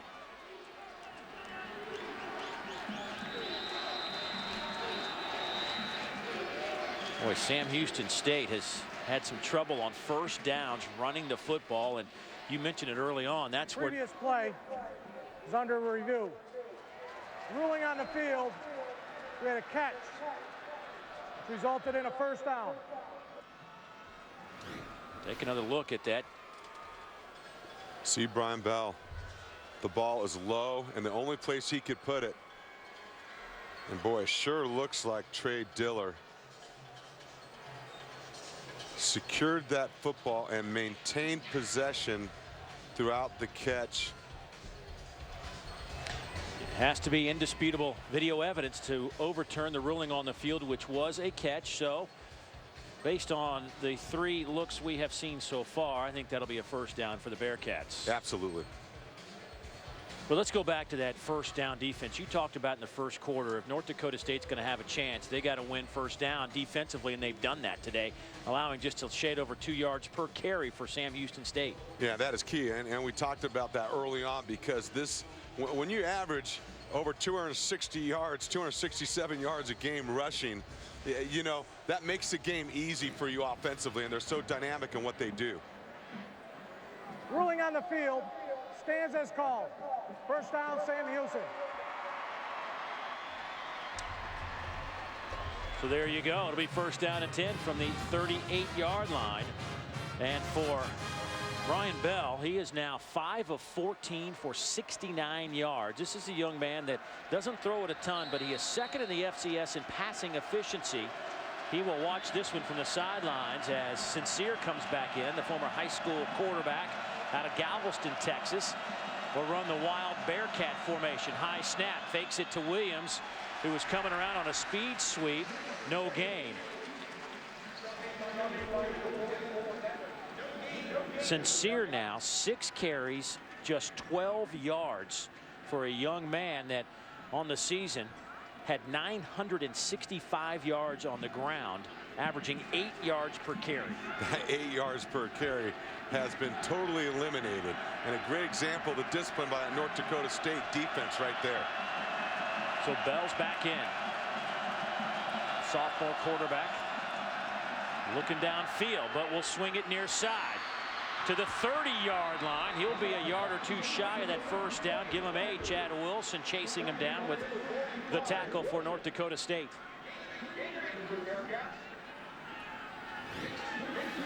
And I tell you what, they set this up perfectly, but watch what Trey Diller does to just get in the way of the defender who loses contain, that allows Tim Flanders to come close to that first down marker. 3rd and short now. This is where it's a little bit easier to convert instead of the 3rd and long situations they've been faced with most of this game. 2 out of 10 on 3rd downs today for the Bearcats. Well below their 42% average on the season. Here's Flanders. I don't know if he got it. He needed to get it to the 28-yard line. I think it's going to be spotted between the 28 and 29, so it'll be 4th down, and once again, very short. Willie Fritz has already gone for it once on this drive and made it. Went for it back in the first half and didn't make it. I tell you what, it's been tough sledding up inside of that North Dakota State defense. 10th play of the drive. 4th down and a couple of feet. Flanders stopped and denied. Cole Jurek, defensive end, came flying in to make the stop for Craig Bohl's defense. Cole Jurek has been in the backfield of Sam Houston State all night long. You're going to see him come off the edge. He's going to separate between the guard and the tackle. He is unblocked, and you have got to make that play. That's 4 tackles on the day, 2 tackles for a loss, and 1 sack and a bunch of hurries. We talk about creating momentum. You take the opening drive down the field and score with a fake punt, and now your defense comes up with a critical stop. North Dakota State 1st and 10 from the 29. Sam O'Jury is your tailback. O'Jury makes a couple of guys miss. Out to the 44-yard line, taking a couple of Bearcat defenders with him, and picks up 15. Kenneth Jenkins hanging on for dear life. You're going to see O'Jury. Look, sometimes it's not there. Sometimes you got to make a play for your team. You got to fight your way through it, make the first guy miss, and head north and south. That's a great job of a young sophomore running back understanding what he needs to do for his team. The sophomore out of Lake in the Hills, Illinois, comes to the sideline. DJ McNorton is your tailback. On a 1st down and 10. They'll work the left side, and McNorton gets it to the 47-yard line. Give him 2 or 3 yards. By the way, McNorton just going over 1,000 yards now. That gives North Dakota State 2 running backs with over 1,000 yards rushing. That is impressive. Sam Houston State close to it as well with Flanders and Richardson Sear. Absolutely. What a great 1-2 combination at tailback for the Bison with McNorton and O'Jury. Of course, McNorton, the senior, wrapping up his career here today. O'Jury, just a sophomore.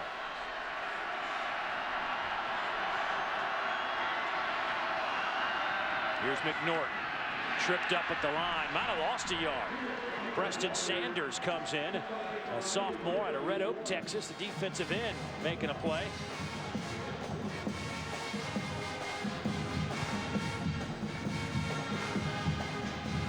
McNorton averaging 5.2 yards a carry, 13 touchdowns today, 9 carries, 26 yards.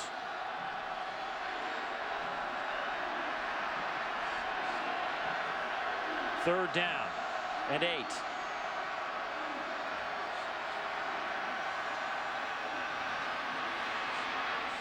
Floated in the air by Jensen. That could have been picked off.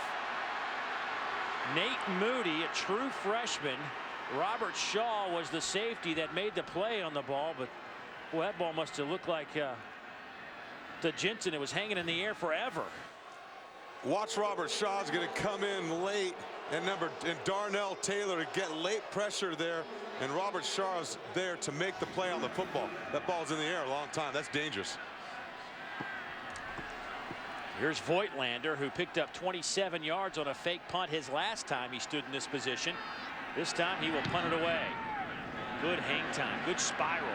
Klausner lets it go. It hits at the 15 and is downed inside the 1.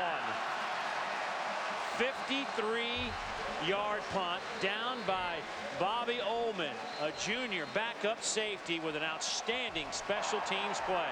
Media timeout. You got to be great in all facets if you want to win a national title. North Dakota State certainly winning the special teams battle today. The sun peeking out here in Frisco, Texas on a chilly afternoon in front of a packed house at FC Dallas Stadium for the FCS National Championship. And the NCAA and ESPN are pleased to announce a new 13-year extension of their agreement that goes through the 2023-2024 academic season. ESPN granted exclusive worldwide rights to 24 NCAA championships. 600+ hours of championship coverage each year will also include expanded programming on ESPNU and ESPN3. This is a long-standing agreement with the NCAA and ESPN that goes back to the late 70s. Glad we can be a part of it today with this FCS National Championship game. North Dakota State leading 10-6, and Sam Houston State backed up to their goal line. I mean, when I say backed up, they are backed up, folks.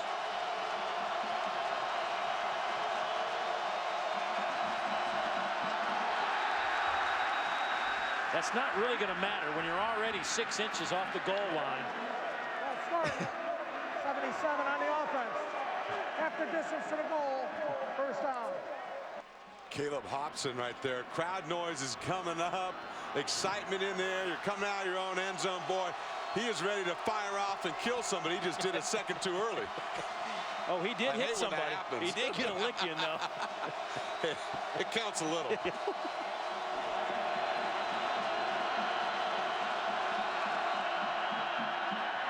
Bell just trying to get a little room to operate. They'll say Bell was down before the football came out. Give him a yard, but still just a shade over the 1-yard line. They'll start second down.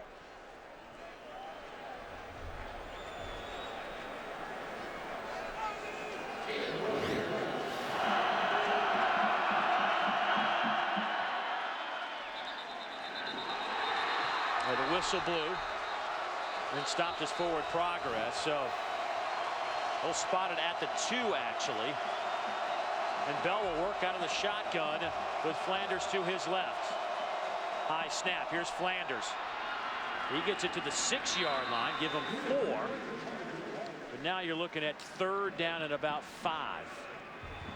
Little breathing room right there. That's critical. Give yourself a little room to operate. I don't care what level you're at. When you're lining up and your feet are in your own end zone, that gets a little dicey. Yes, it does. Boy, how about that? 92 yards today on the ground for Sam Houston State. They came in averaging 267. Bell will throw from his end zone, going up top. Looking for Trey Diller. It is incomplete at midfield. And on the far side of the field, Grant Merritt was left all alone and nobody saw him.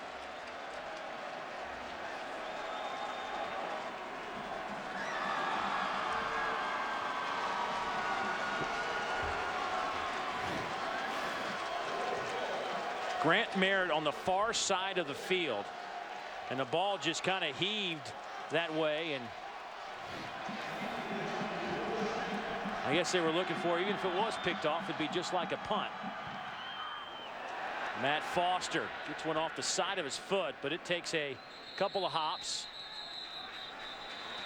and the whistles will blow as Ryan Smith is pushed out of bounds back at the 45, a 49-yard punt. Media timeout.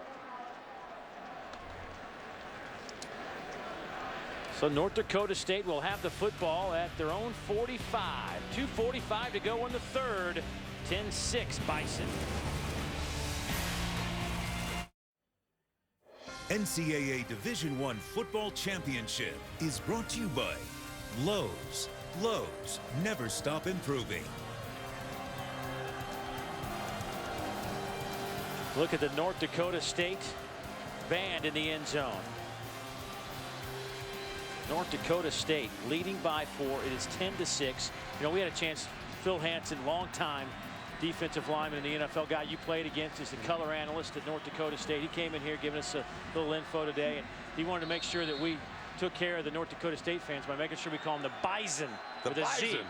not the Bison. Right, right. It's a Z in there. Even though it's spelled with an S, it's Bison. Here's Jensen on the rollout. A little bit behind his intended target, Matt Veldman. It'll be incomplete. Pressure came from Cash David.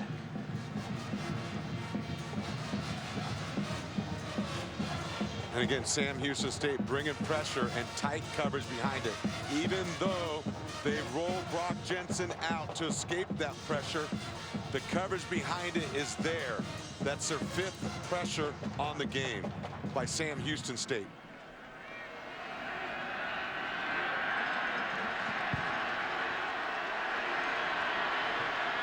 .248 to go here in the 3rd quarter. 2nd down and 10. Jensen throws a seed out to the 46-yard line to Ryan Smith. He picks up 9.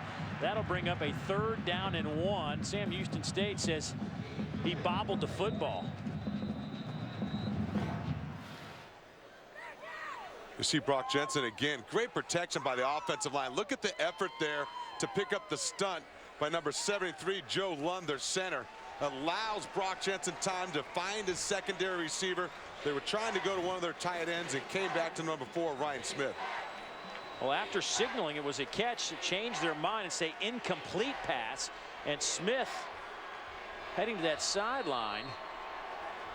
So now you're looking at a 3rd down and 10 instead of a 3rd down and 1.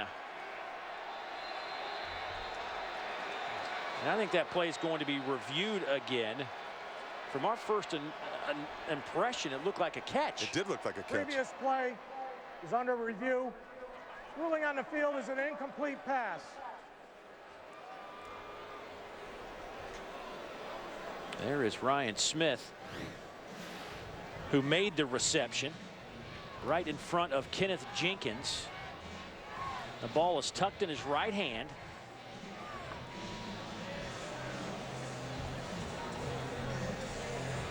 Boy, he had the ball going on the ground. Maybe this angle will show us a little bit. Oh, he did not maintain possession of it. Good call by the officials. I think this call is going to stand. Well, we certainly have the good fortune of having Rogers Redding, the national coordinator of football officials for the NCAA, with us. And Rogers, if you could kind of run us through what they're looking for. Ruling on the field is confirmed. Incomplete pass, 3rd down. What are they looking for in that situation? Catching it, maintaining possession through the catch. Yeah, you got to. It's a process to catch the ball, and so what he has to do is get control of it and complete full possession of it when he hits the ground. If the ground causes the ball to bobble or roll out like it did in that case, then it's an incomplete pass. And without that other angle, I mean, from the back angle, it looked like a catch. But that's why they look at these different angles. But he's got to be completely in control of the ball when he goes to the ground. Good call by our crew up in the booth, getting a second look at it. Good call by the crew on the field out of the CAA, the Colonial Athletic Association. Here's Jensen on 3rd down. Spins out of trouble, stays on his feet, falls forward to the 45. A loss of a yard when it's all said and done. Tripped up by J.T. Cleveland. And that'll bring out the North Dakota State punt team. Again, you're going to see pressure by Cash David right there, coming off the edge, defeats the block, causes pressure. But look at the effort, Brock Jensen. He almost broke that for another big game. That last shoestring tackle kept him from converting. Klausner fields it at the 15. Breaks a couple of tackles. Flag comes in. Right in the middle of all that wreckage back at the 20-yard line. Somebody was pushing somebody in the back or grabbing a jersey. 40-yard punt, 18-yard return, but During the return, block in the back. 27 on the receiving team. 10 yards from the spot of the foul. 1st down.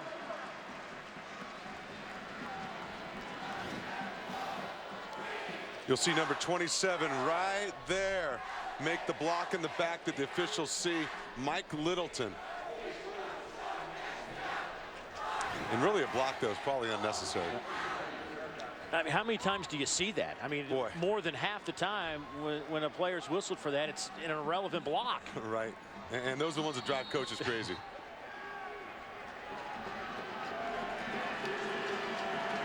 Don't forget, on Monday night, 8 o'clock Eastern, it is for all the marbles. LSU and Alabama. The rematch.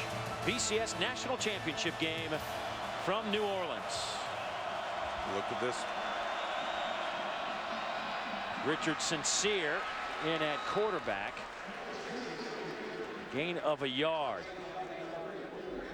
Let's go downstairs to the field, check in with Allison Williams. Allison. Dave, this Sam Houston team is not used to trailing, so they're trying to stay positive on the sidelines. Richard Sincere was telling Tim Flanders just to keep doing what you're doing. Coach Fritz came over, addressed the offense, told him he wanted to see more energy. He said, next series, I want to see a bunch of energy. They told him, guys, look, we'll get it. You just have to stick with the game plan in the second half.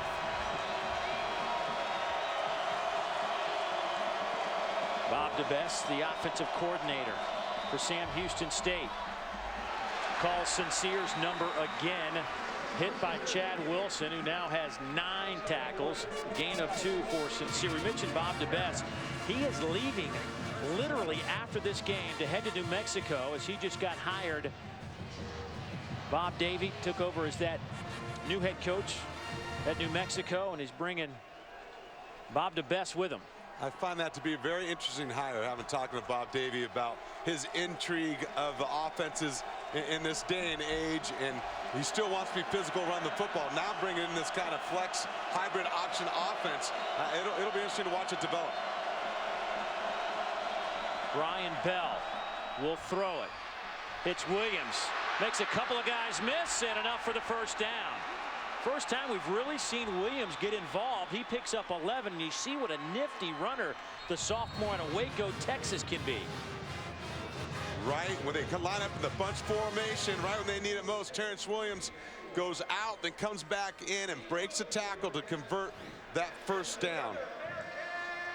Well, there is Bob DeBest wearing the ball cap on the far end of the Sam Houston State box.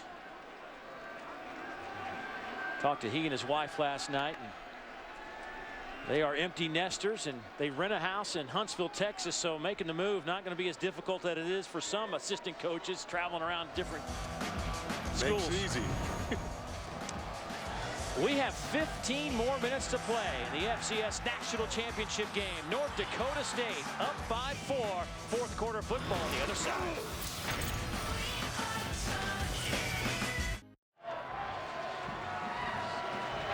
Back in Frisco, Texas, as we look at our game summary through 3 quarters of football.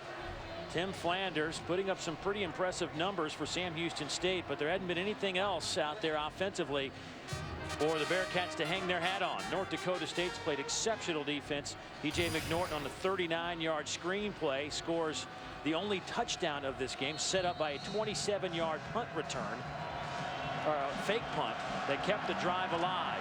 Now Sam Houston State with the football, first down and 10.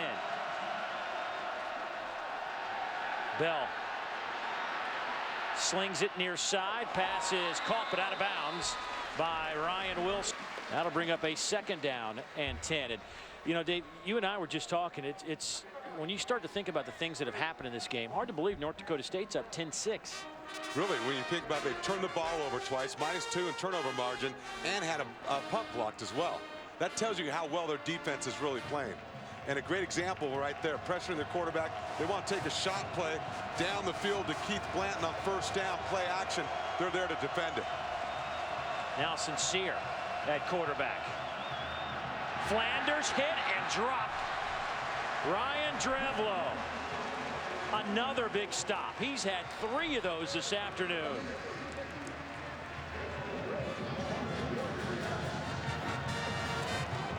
You're going to see him slant and come down and make that play, penetrating the backfield. It's Ryan Drevlo. 6'4", 285, just a sophomore. He'll take a seat on this 3rd and 11.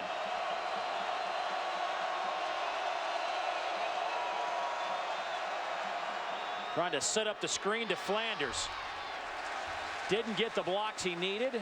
Picks up 5, well shy of the first down. Great reaction by the defensive line of North Dakota State. Number 98, Scott Stasinski, recognized the screen. The defense is there pursuing Flanders and making the tackle short of the first down. Matt Foster back to punt.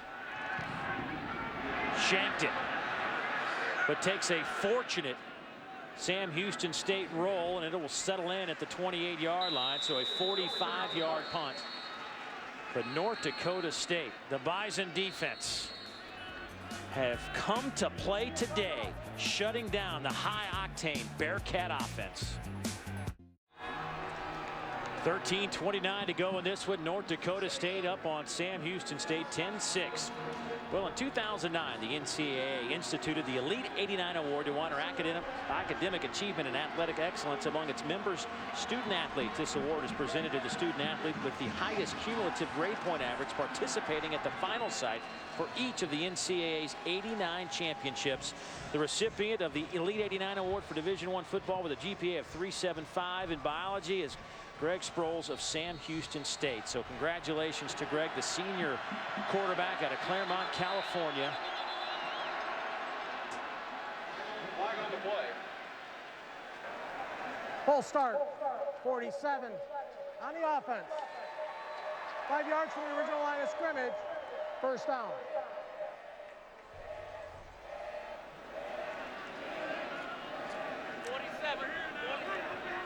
So now it'll be first down and 15. There is the head coach of the Bison, Craig Bohl. 9th year at North Dakota State. They went 3-8 in 2009, answered back last year with a 9-5 record, made it into the FCS playoffs. You want to talk about a guy who's been at both levels at Nebraska and then to North Dakota State. He loves talking about playoff football, loves it in the FCS. Here's McNorton. He'll get those 5 yards back. Robert Shaw in on the tackle. You talk to Coach Bohl about it, and it just, I mean, he will talk your ear off about how great the playoffs are and how you settle it on the field. There is no discussion. He thinks you could even go to a 24-team playoff as opposed to the 20-team playoff they had this year. You know, he loves it. He's been at both levels, won national championships at Nebraska, and now find themselves in the championship game with the lead. He loves the idea of settling things on the field. Old school guy. His mentor, Tom Osborne. Trying to set up the middle screen. Derek Lang will have the football at over the 30. He'll pick up 3, maybe 4. But he'll be shy of that first down. It'll be 3rd down. And let's call it 6. Again, North Dakota State has had some success with their screen game because of the pressure that Sam Houston State's been putting on their offense. Bodies were flying everywhere right there.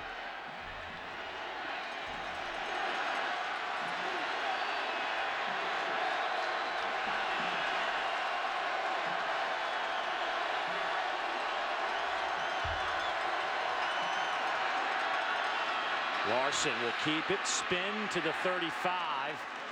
Picks up 2, but needed at least 6 for the first down. Fialio comes up with a big play for Sam Houston State.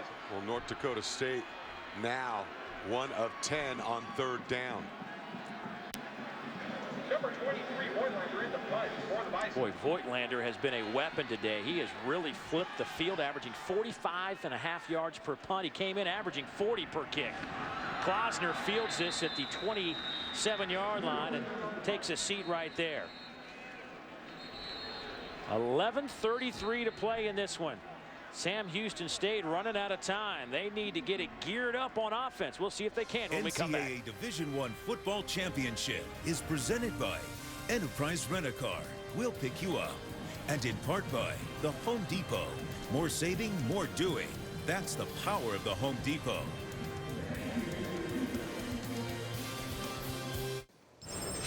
Steve Bunin in studio. Coming up in about a half hour, Florida State with Michael Snare leading the way, just coming off a career-high game against Auburn. The Seminoles will take on Clemson in both teams' ACC opener. Dave, back to you.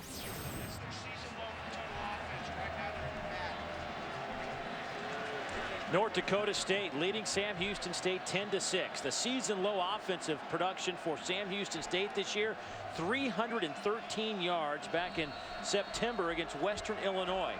Today, they have 186 with 11:34 to play in the national championship game.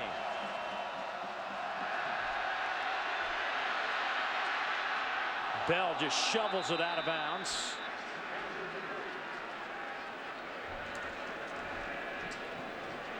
Tell you what, Chad Wilson has been all over the field today. A couple of pressures, 11 tackles, a tackle for loss. Number 45, the senior, going out with a bang for North Dakota State. Yeah, Chad Wilson and Christian Dudzik out there providing pressure from the field on Brian Bell. He does a smart thing, escapes it, and just flips the ball out of bounds, throws it away. The ball went past the line of scrimmage. Tell you what, you talked to Scott Hazelton, the North Dakota State defensive coordinator. I said, describe Chad. He says, all I can tell you is he plays really fast. Flanders has pretty good speed, but he hadn't been able to get past number 45 today. There's Wilson again with another tackle. Right on cue. The guy is active, he's instinctive, and he's great closing speed. He's the tone setter for that defense.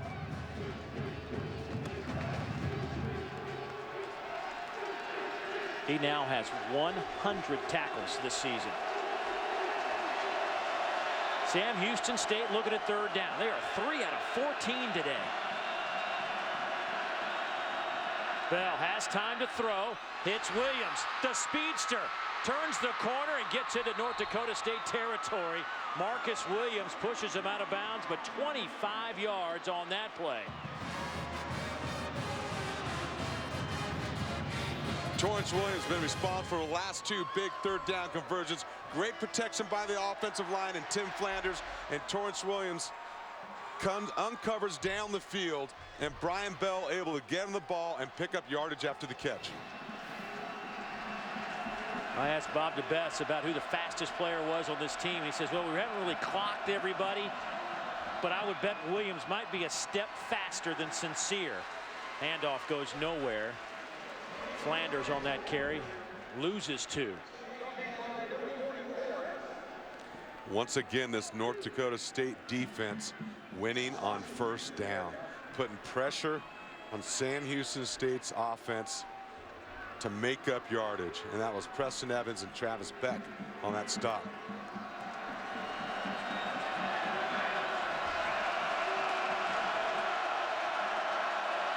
Sincere. Here's your shotgun quarterback. He'll take the snap. And Sincere just swallowed up by guess who? Ryan Drevlo again. Any play in the middle has been stuffed by Drevlo today. I tell you what, because that defense has been playing the backfield of Sam Houston State. Again, denying them at every level, pressuring the quarterback, stopping the run, denying the option, and not allowing any one of their playmakers to really break through.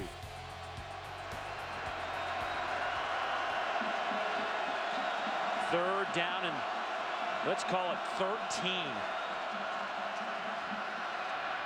Over the middle and picked off.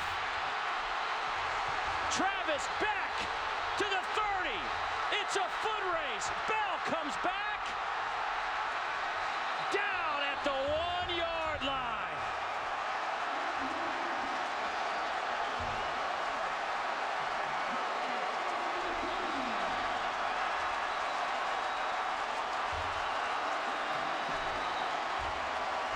$63-yard return. Bell chased him down and tripped him up.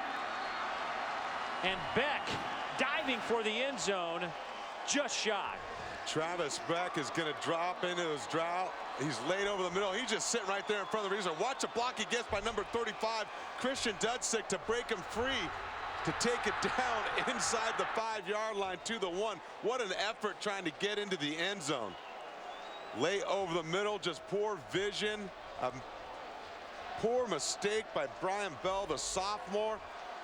Boy, that one hurts in the fourth quarter. At least he hustled to make the play, keeping Travis Beck from scoring. First career interception for the redshirt freshman. What a time for your first INT. Injured player back at midfield for Sam Houston State. Looks like number 76, Matt Boyles. He might have been the recipient of that block by number 35, Christian Dudsick. And you know the man out there helping him up, walking him off the field? Tim Flanders. This has been a big week for Tim Flanders, number 20. Everybody wants to talk to the Southland Player of the Year, 1,500-yard rusher. And every interview I've heard or seen from him this week, all he has done is deflected all the attention and put it on his offensive line and the players around him. Really class act this week. Really a humble guy.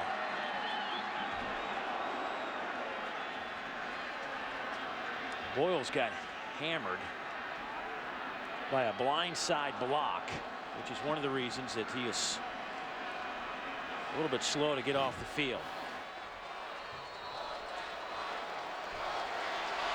The old decleater. Well, here we go. First and goal from the 1.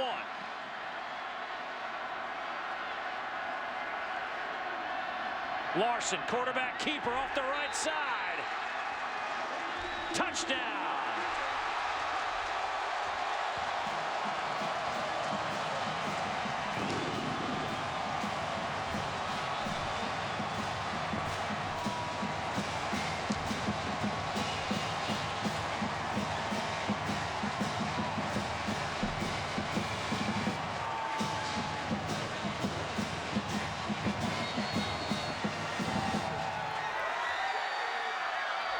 The 9th rushing touchdown of the season for quarterback Brock Jensen. Point after is up and good from Ryan Jastrom. And North Dakota State has opened up an 11-point lead with 8:46 to play. The Bison out in front, shutting down the Bearcats. Senior Bernard James leads the way defensively for Florida State. The Seminoles tipping off against Clemson on ESPN2 in 20 minutes. It's the conference opener for both schools, and it's coming up next after you guys are done in Texas. All right, Steve, thank you very much. Here at 17-6. Leonard Hamilton, the Florida State basketball coach, would be excited about the defensive performance of North Dakota State today. These guys have done a number on the Bearcats. It's the largest Sam Houston deficit of the year, as North Dakota State has scored 14 unanswered here in the FCS National Championship game. Line drive kick taken by Keith Blanton. Blanton out to the 26-yard line. Brought down by Ariel Boyd, backup corner.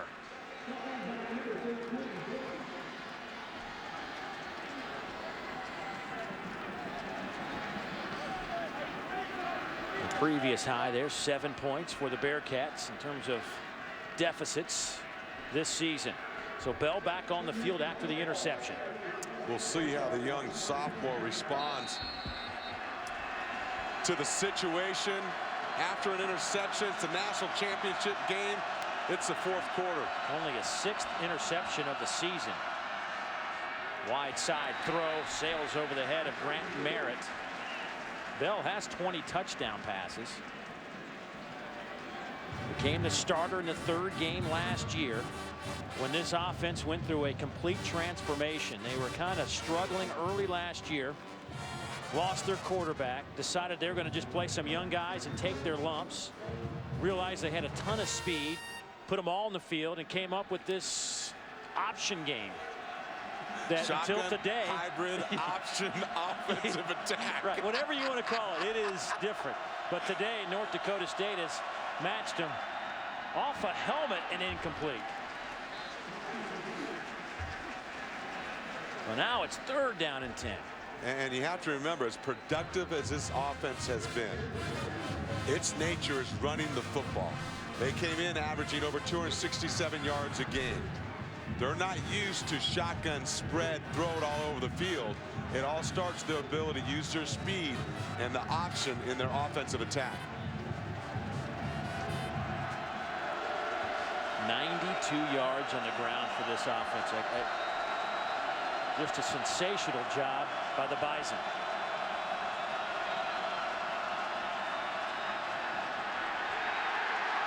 Bell throws it to Flanders. He has nowhere to go. Travis Beck with the tackle. That's a loss of 2.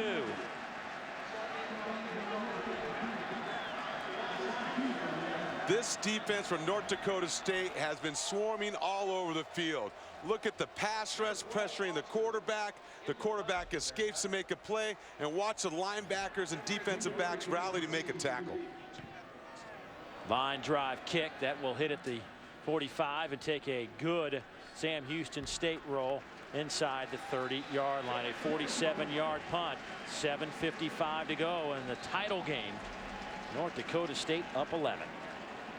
Well, Sunday night on ESPN, the Sun Belt and the MAC champions and a pair of 10-win teams will square off as Arkansas State meets Northern Illinois. The GoDaddy.com Bowl on ESPN, ESPN3, and also streaming live on WatchESPN.com and the Watch ESPN app. That's all Sunday at 9 o'clock Eastern Time. Now Sam Houston State's going to have their defense come up with some big plays here on a 1st and 10 from the 29. Here's McNorton. He runs right into Kenneth Jenkins. That is now 10 tackles for Mr. Jenkins.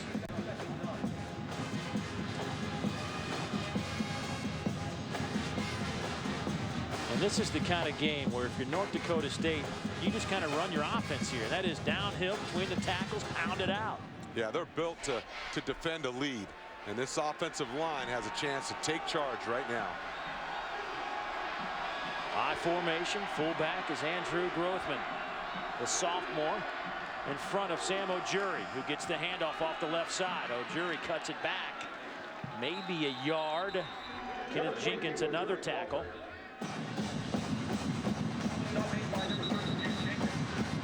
And that clock moves, but we'll stop for a second as Cash David, senior outside backer out of Georgetown, Texas, down on the field.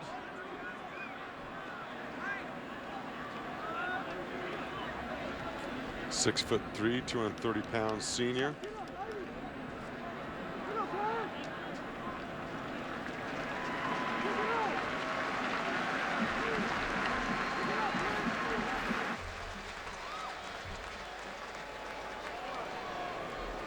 Oh, you see right there, he went helmet to helmet with his fellow teammate, number 66, Gary Lawrence. That'll ring your bell.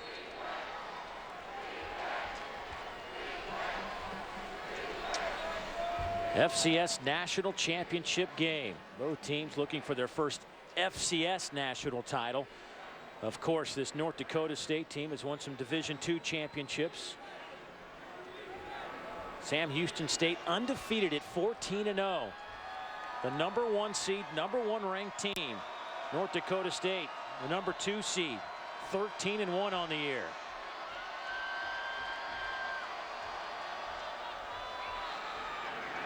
Little throwback, scooped off the turf.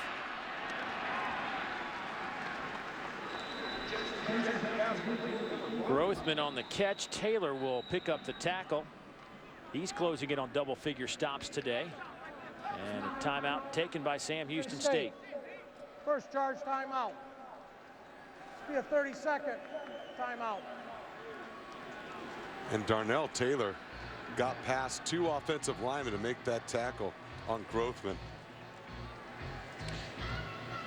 Let's go downstairs, check in with Allison Williams again. Allison. But guys, I'm sure if Craig Bohl can take home his first FCS championship, he'll give a call to the guy he won a couple national championships with on the FBS level, Tom Osborne. But Coach Osborne didn't just influence him on the football field. In fact, Osborne has his piloting license, and when Bohl moved to take the job in Fargo, he realized how spread out the geographical area was he needed to cover and decided he would start taking some flying lessons as well. He now has his own plane, and he said when he shows up, recruits don't know whether to think it's great, cool, or just a little bit crazy.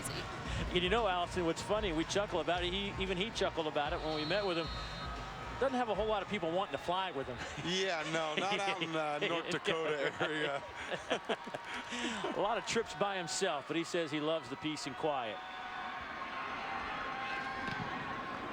Good high kick.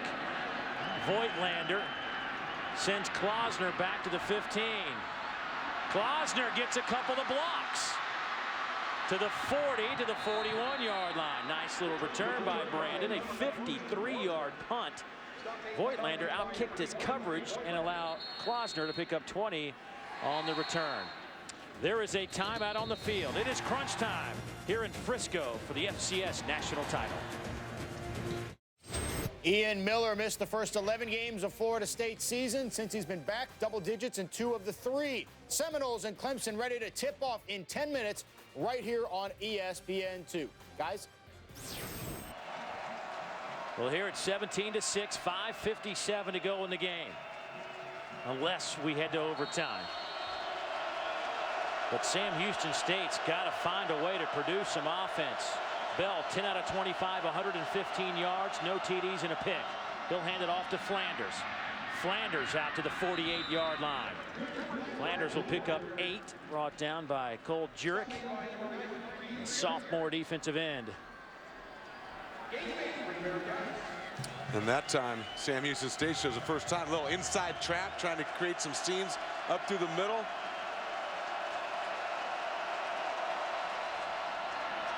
Bell pulls it out of the belly of Flanders, and will pick up the first down. Gets 5. Colton Heagle, strong safety, runs him out of bounds. We see Brian Bell right here again, the read option up inside, sees the end close, then comes outside. Too sharp of an angle by the linebacker, Travis Beck, who has quarterback. That allows Brian Bell to get to the edge. Batted at the line of scrimmage, and it falls incomplete. It'll be 2nd down and 10. Coulter Boyer, the All-Missouri Valley performer. If he doesn't get that deflection, I think Christian Detzik was jumping the route. He was there to make an INT. You can see him go, oh no, not this time. Great job getting the hands up by Coulter Boyer, though.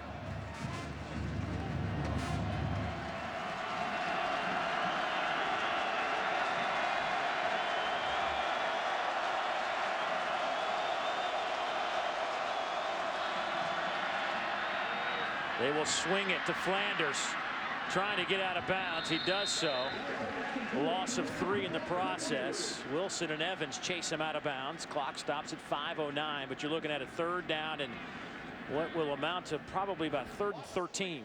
That's what Tim Flanders been dealing with all day, even on a little delay swing pass. Look, 1, 2, 3, 4 yellow jerseys all right there.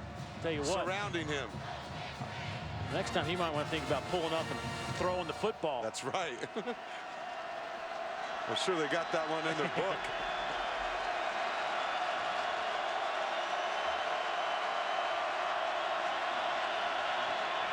Bobbled snap. One-handed catch by Flanders. He got back just shy of the original line of scrimmage. And by the way, to show you, in case you forget, the clock doesn't stop when a player goes out of bounds until under 2 minutes to go in the first half and at the end of the game. And they don't have a lot of experience of throwing the football vertically down the field without the benefit of their play-action game. Deep down the middle. Williams knocked away by John Pike. It's now 4th down.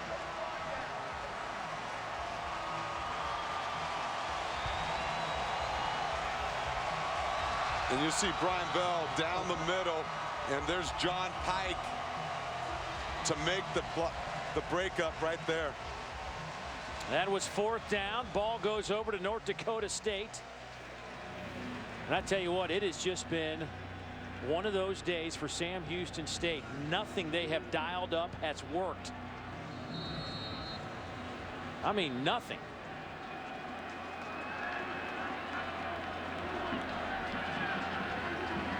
Now the ground and pound attack of the Bison.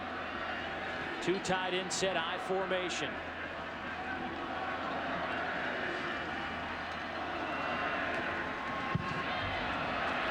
McNorton to midfield. Picks up 3. Good tough running by DJ McNorton. Patience hitting the hole, going north and south, looking for the soft spot in the defense and running with his pads low.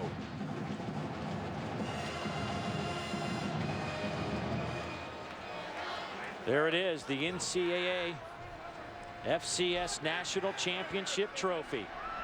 Last year, Eastern Washington rallied from 19 down to win 20-19 against Delaware. Who will win it this season? North Dakota State trying to run the clock out. Ojuri will get a yard. Robert Shaw led the way for Sam Houston. Think about this North Dakota State program. Last year they lost in overtime the quarterfinals. Eastern Washington, like who you said, went on to win it. Their first appearance here in this game after being in FCS for their 8th year only. To have the opportunity right now to win a national championship after their storied history in Division II, the national championship teams.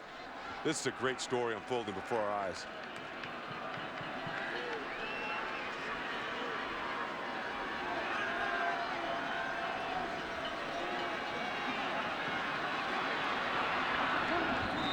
Jensen will fall forward for a yard. JT Cleveland and Bookie Sneed come up to make that tackle. Timeout taken by the Bearcats.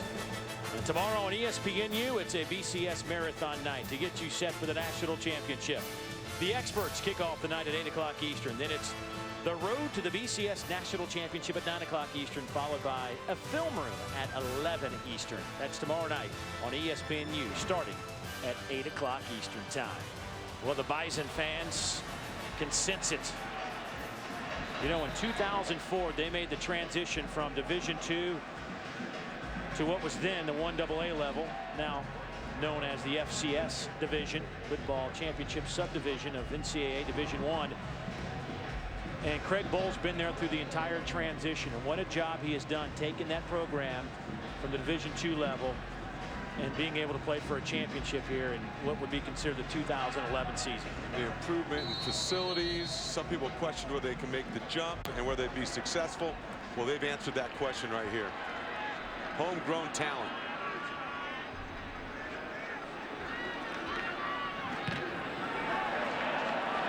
Voigtlander gets the punt off, and it'll sail into the end zone. Well, his job was to make sure it didn't get blocked. Voigtlander's honorable mention, all Missouri Valley. I want to know who the first team punter was. Oh boy, what a day for the punter.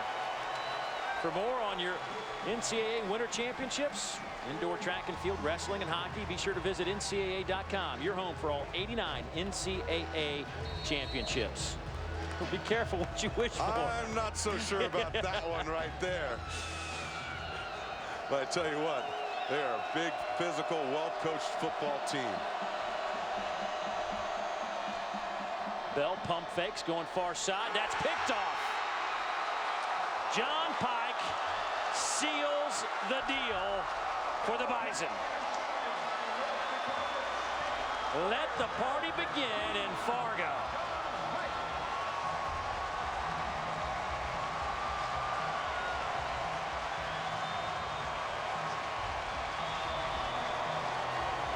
John Pike's been close a few times here already today on the pump and go. Look at his eyes. He plays center field. He's got that half of the field. He plays the ball in the air and gets the INT.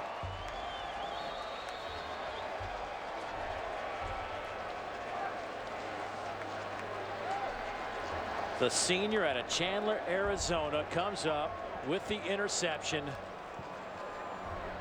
2:22 to play.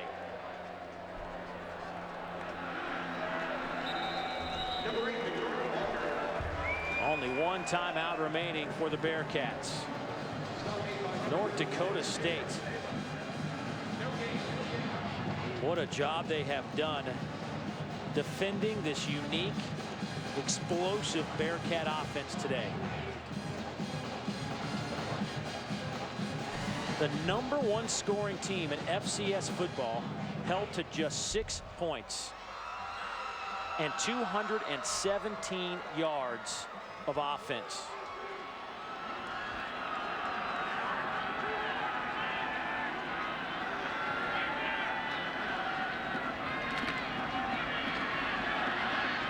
E.J. McNorton gets it inside the 45. He'll pick up 5 on the play. The first appearance for both these clubs in the FCS championship. A lot of young players at Sam Houston State. Don't be surprised if these guys don't make another run at it next season. But a tough pill to swallow here in Frisco for these Bearcats and their fans who made the 200-mile journey up to Dallas in the Frisco area for this championship game. But what a run. 14 straight this season, 16 straight wins if you go back to the end of last year for Sam Houston State.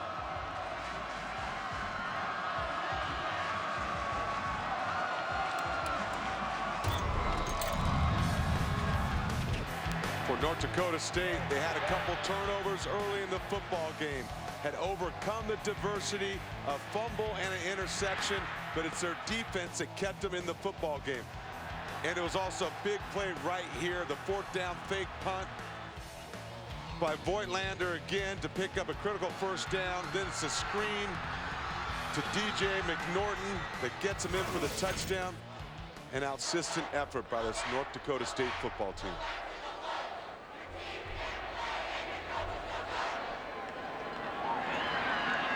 O'Jury gets the football to the 40-yard line, a gain of 3.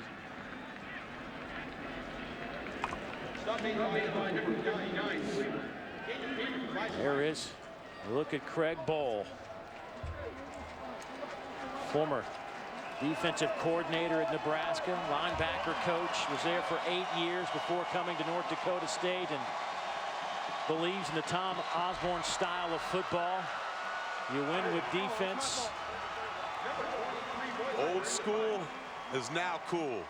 I tell you what, because his players are bought in. They have developed players. They are physical. And Tom Osborne's smiling. Delay a game. Kicking team. 5-yard penalty. Remains 4th down.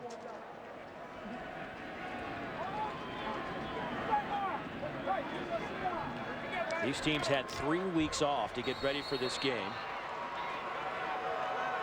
Both clubs came in about as healthy as you can be.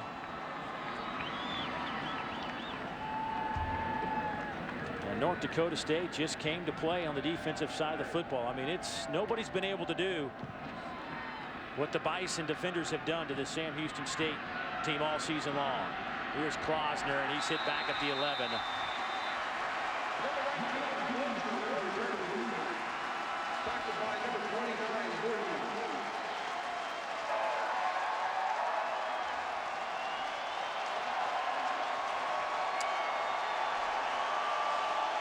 Well, the good news is it didn't mess up his hair. That's right. They went for the double duty. 21 years since their last national championship. Don't forget, coming up, some ACC hoops, Florida State and Clemson, as soon as we are finished here. Incomplete with 26 seconds. We break it down every day. We put our fingers up in the air. We go 1, 2, 3, Bison pride. We're #1 today. And there it was, Bison. Matt Veldman, the tight end. The senior out of Becker, Montana.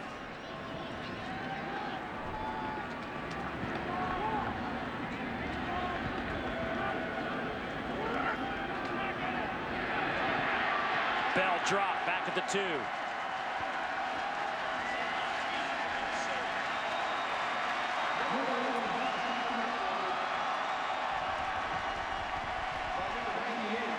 that tells the story what happened to Sam Houston State here today. A swarming North Dakota State defense, relentless. And there it is. The clock hits 0. North Dakota State wins the Division I football championship. The first FCS title in North Dakota State history. Ladies and gentlemen, the final score of today's game, North Dakota State 17, Sam Houston State 6. How great is that?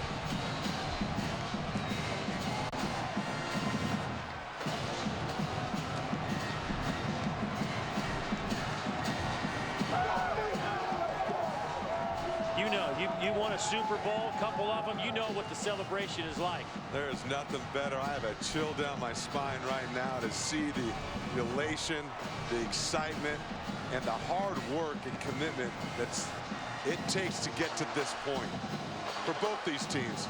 But to actually be declared the winner, to win it on the field. North Dakota State, 21 years since their last national championship, that one being in Division II.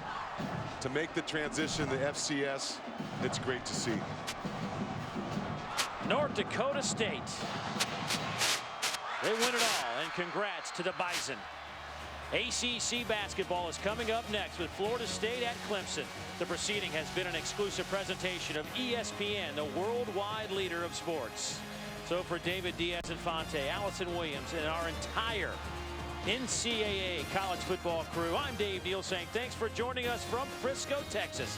Now let's go to Florida State and Clemson.